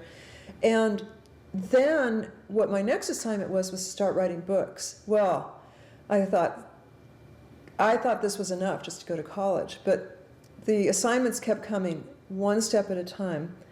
And for some reason, I got it in my head that I was going to be published by Bantam. And so I went around the house and I cut out all the little Bantam roosters out of my old paperback Bantam books and put them all around the house, and I started visualizing my name on the spine of a book with a little Bantam rooster. And my third book was published by Bantam, and just like my visualization, I first saw the book at a bookstore. There it was, name on the spine, little Bantam rooster. And so things like that have happened my entire life. It's not enough just to ask. It's not enough just to have positive thoughts. You've got to follow the guidance you get as a result. Sometimes people tell me that they feel like their prayers are being ignored, or that they're just spinning their wheels in mud. Always these are the folks who are ignoring seemingly inconsequential little bits of inner guidance that are asking them to do something. And because the universe gives us little baby steps, one step at a time, it's often unrecognized when you're told to go read a book, take a class, call someone, write a letter. But if we do step A, then we're given the next set of instructions, step B. Then we're given the next set of instructions, step C, and it takes us step by step to where we're going. There are some people that I've met who unfortunately seem to romanticize pain, or even worse, think that it's God's doing, God's will to have pain. And that's just not my belief. My belief is that God's will for us is to have health, prosperity, abundance, love, harmony. And yes, there are challenges in life that we all go through, and there's no shame with that, but it's what you do with the challenges that counts. And we can always find some blessings, some lessons in every challenge, but please, let's not wallow in them or accept them as our lot in life. Let's learn from them, grow, and move on. And what I do is I've always written books about them, hoping that I can help someone else out of whatever quagmire I just got through.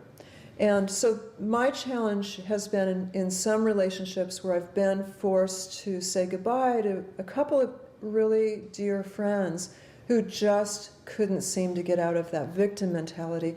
And I couldn't, unfortunately, stay there with them. I still love them, but I just couldn't sit there and listen to problems day after day after day, because it affects you to be around folks who want to go on and on about how they're victims. I found that I would come home from lunches with them or getting off the phone with them, and I would feel depressed, and I would feel guilty, and I would feel heavy, and then I would start to attract those things.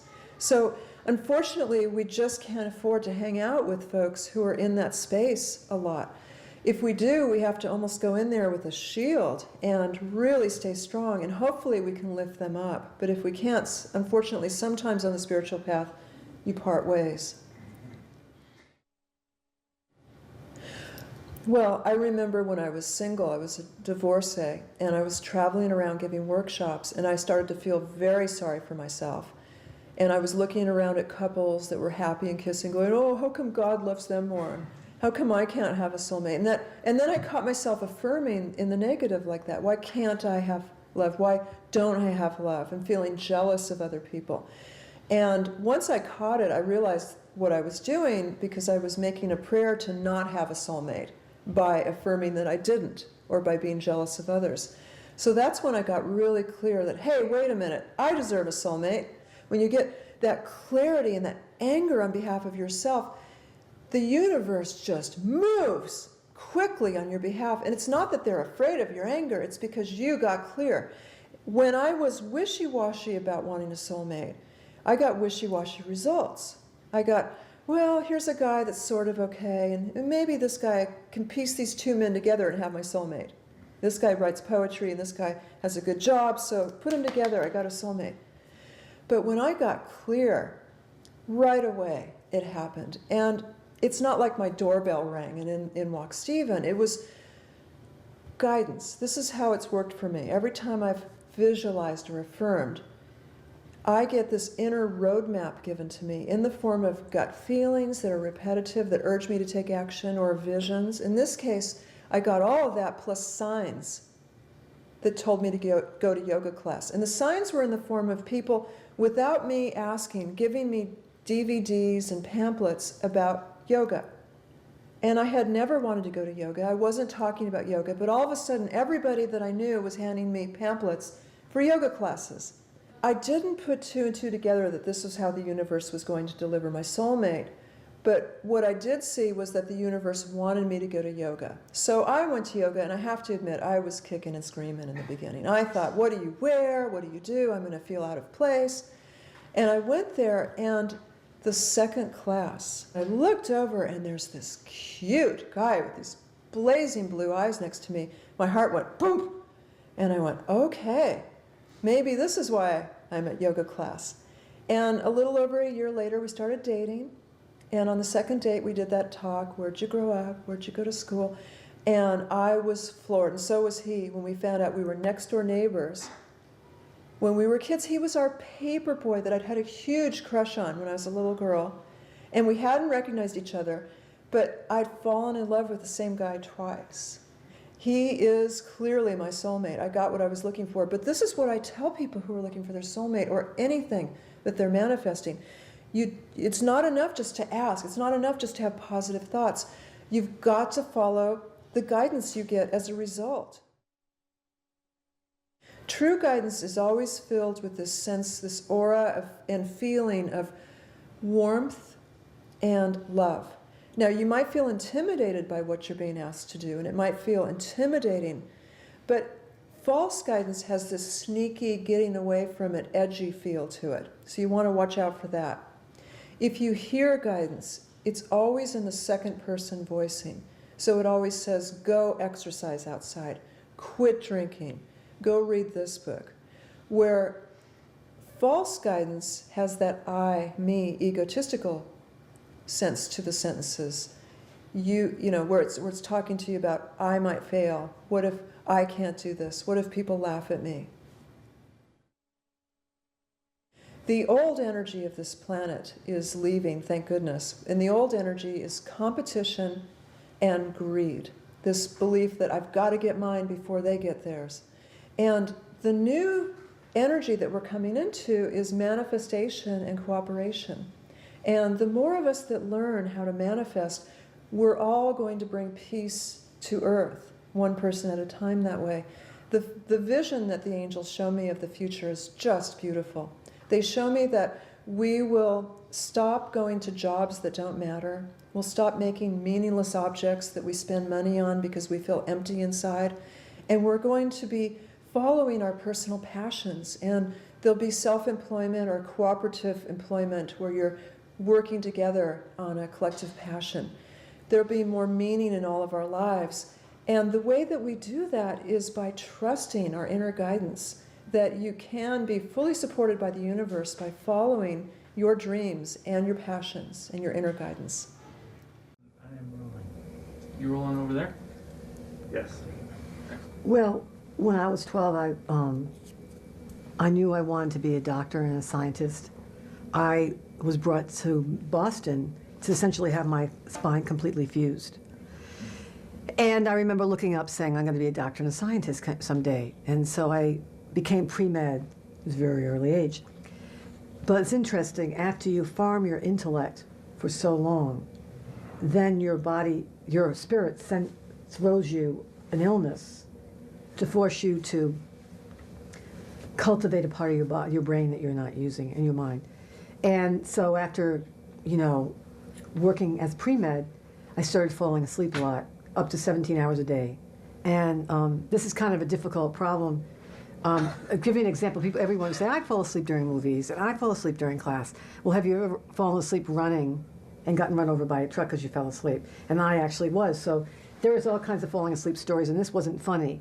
And this was making it hard for me, to finish Brown and graduate from medical school. And so they gave me a medicine, and what modern medicine got me only so far. It was great. It brought me 2 years, and I was able to finish Brown from a 2.2 average to a 4.0. So it was like, I'm healed, praise the Lord. Well then, like modern medicine can only take you so far. And the medicine started knocking out my bone marrow, and there wasn't another medicine that would help. And so I was forced to look for other things that most people don't want. So I remember going to a medical intuitive, and I thought she was a nut, which is, of course, what I've been becoming. And she told me that my brain freezes up, and it was related to intuition. And I thought, well, how do I fix this freezing up thing, which is falling asleep? She said, I don't know. So you get a lot of that. So I went to a bookstore in Boston, and I walked in. It was Trident Bookstore. I don't know if it's still there. And I just was sitting, because I used to, well, actually not sitting, standing. I'd stand a lot because of thinking I wouldn't fall asleep. And I look up at the shelf, and there's this book called You Can Heal Your Life by Louise Hay. So I figured the medical intuitive is not going to help me. I figure out maybe this woman named Louise Hay. And her hair was yellow, so. And so I took the book home, and you have to understand I was really athletic. I used to stay awake. I'd run 5 miles. I'd do reps. And, there were these things called affirmations that if you did them, you're supposed to get, you can heal your life, was the whole point. So I figured, I'll give it a try. I didn't have much else going for me at the time. Plus, student loans were coming due, and I had no other options. I actually could not afford not to go to medical school. So I did reps, just like you do in a gym. Instead of lifting barbells or whatever I love myself just the way I am, 10 times. And after 3 months, I stopped falling asleep, and I was able to go to medical school, which was absolutely lovely. And so I was going to throw away this intuition, throw away this affirmation stuff, because it was something that I needed to get to be kind of normal. But it didn't work. I got to my sophomore year and I started really hitting the wall. I was doing an MD and a PhD, as anyone would overcompensate who has intuition. So I started blowing discs and stuff, and I couldn't end up going in the intellectual career that I wanted to, being a neurosurgeon, because you can't stand up. So I chose psychiatry because I could sit down, and I hated it. It was boring. But I learned, it's very interesting. All roads lead back to spirituality and intuition, no matter how brainy you want to become. Because the only part of psychiatry that I really liked was cognitive behavioral therapy, dialectic behavioral therapy, which is fascinating. You look at these books by Beck, all these fathers of cognitive behavioral therapy, and you open them up.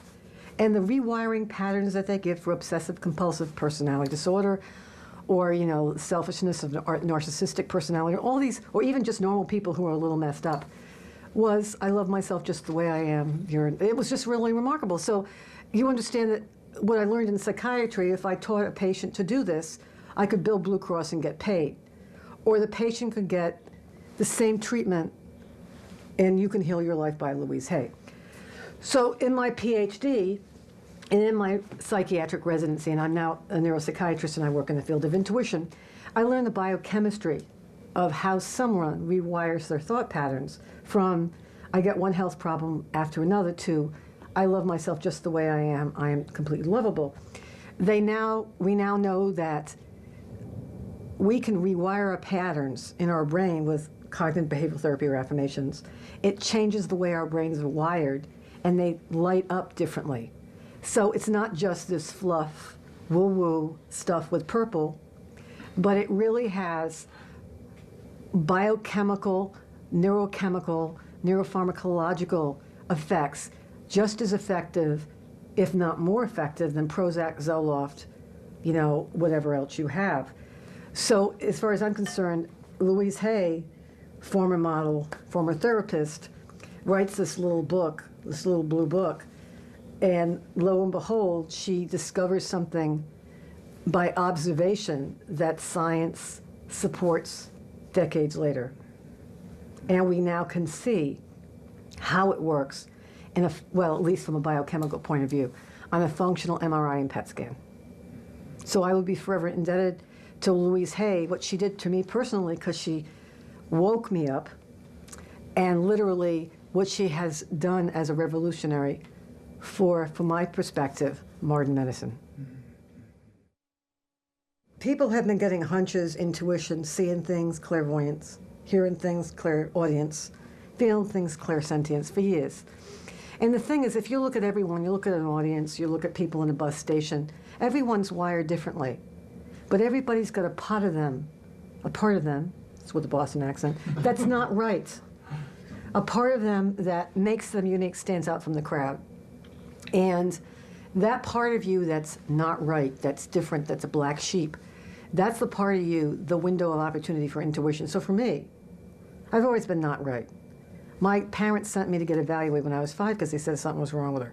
And though I passed and I got straight A's in all these classes, I clearly used to get bad conduct marks for, especially in the second grade. The teacher said, finish his class early, but clearly is distracted, is really interested in what's going on with everybody else in the room.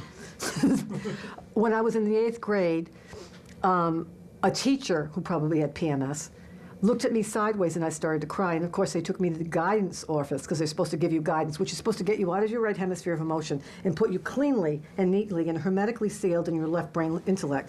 And he said, you're never going to get through life with this sensitivity. And then when I went to see the medical intuitive, she said, when you learn to use your intuition, you'll stop falling asleep. The thing that I get, my intuition is like the thing that everybody gets their intuition, the part of them that's the flaw. It's this inattention that causes me to be concerned with what's going on in someone else's life. And then it's the part of me that falls asleep and goes into a dreamlike state. They used to study that. They used to teach medical students how to do that in ancient Rome or Greece, I can't remember, they're all the same to me, they would put the medical students in the temple and teach them how to interpret their dreams and go into alternative states. And of course, the other health issues I've had that have helped me get a feeling in my body. So for me, I work as a medical intuitive, and I, with knowing only the name and age of someone and not seeing them, I can see specific things in their emotional life, specific, that I see aggravates their health. And then I look at their body intuitively. They're not in the room. They sign a consent form that we're not having a doctor-patient relationship. I'm not giving them a diagnosis, prescribing treatment, doing psychotherapy. That's my disclaimer. They sign that. And then I look at their body intuitively, clairvoyantly. I look at their eyes, ears, neck, thyroid, heart, breast, lungs, and every one of them. And I describe things that I see. I don't diagnose. So I'll say, I see redness where your esophagus and your stomach come together. And they'll say, yes, that's that reflux, and so on. And then I give them solutions on how to, you know, things that they can talk to their doctor about to make the symptoms better. But thought patterns that they can change to rewire the thought patterns that increase their chance toward illness. And where do we get those thought patterns from? Beck, a la Louise Hay. So that's how you do it. You learn to respond to the intuition in your body through symptoms, and then rewire the thought patterns that increase your chance toward getting that. So I wanted to understand if there was biochemical, scientific literature, left brain literature, to support intuition, medical intuition. Edgar Casey, people before him, Carolyn Mace. So I went to the Countway Library at Harvard, and I was doing research for Northrup's book, Women's Bodies, Women's Wisdom. Being somewhat greedy, I got one of those big Xerox cards that you can get 500 copies. And there's a Xerox machine in the Countway that has a pedal, so you can do both hands. And I would look up organs in the first chakra, bones, joints, the immune system, and looked at emotional patterns. Just what Louise Hay does. You take her book and you footnote it. You look for, and the thing is, it's amazing. They have L1 and L2, which these levels of all these old literature. It's incredible. I found all this stuff, thyroid disease, irritable bowel syndrome, arrhythmias, alopecia, OBGYN, because Northrup's book needed it. And I just kept files in the back of my Honda Civic, which had no electrical work at that time. I had to drive only when it was light out. But anyway, I collected these files, and I just wanted to know, and I kept them. And then when an editor found about me when I was working on Northrup's book, Chris Northrop, I call her Northrop because that's what we do when you're on a team. You call people by their last names. She said, can you write a book? I said, sure. She said, how can you do it? How long can it take? I said, about 8 months. She said, you're kidding. I said, oh no, it's ready to go. Because I had my 3-ring binders. And I had my little, when I read something, I put it on the card, and that's done. My favorite part, when the book came out, of course my thyroid fell out. Graves' disease, my TSH went zip, 0. It's because I was afraid of talking about it because I'm a doctor and I don't want to lose my license and have people, you know, throw a fit. Anyway, so of course it was a really bad environment, and 2020 asked to come and film me. So I said, okay. So they came. This guy puts me in a chair, and he's got the thing there. And I won't even use his name because I don't want his aggravation. But anyway, so he starts rolling the camera, and my cats are in the room. And he says, do you talk to the dead? And I went, no, I don't talk to the dead. I can see them, but I don't talk to them. Why would I want to talk about them, with them? And he got a little mad. He said, he kept asking me the same questions, and he said, clearly, there is no scientific evidence to suggest that thought patterns are related to health, that there's anything to do with medical intuition. And I was sitting next to the cabinet with these 3-ring binders. I went, I am so glad that you asked. And the cameraman, I said, these binders, I said, this first chakra, second, and they're clearly labeled because I am, you know, a little bit of obsessive compulsive. We all have a little inner Martha Stewart. Anyway, I said, for example, Mr. Brown, not your real name, I took the 4th chapter. I said, if you were to have problems with unresolved hostility in relationships, the guy starts to get really nervous. I said, you would have an increased risk for cholesterol and heart attack, dying, sudden death from a heart attack. And the guy starts to look at it. I said, but there's more. They have a study here that says that when you learn how to fully express and release your hostility, you lower your risk of dying from a heart attack. Don't you think that's important information? Medical intuition can call it 4th emotional center or 4th chakra, or you know, biological research can call it hostility, which is really, you're mad as hell. Either way, I think it's unconscionable to prevent people from hearing this material. And he said, cut, and that was it, and they decided not to do it because it wasn't a flake kind of thing that would reveal it. You know what I'm saying?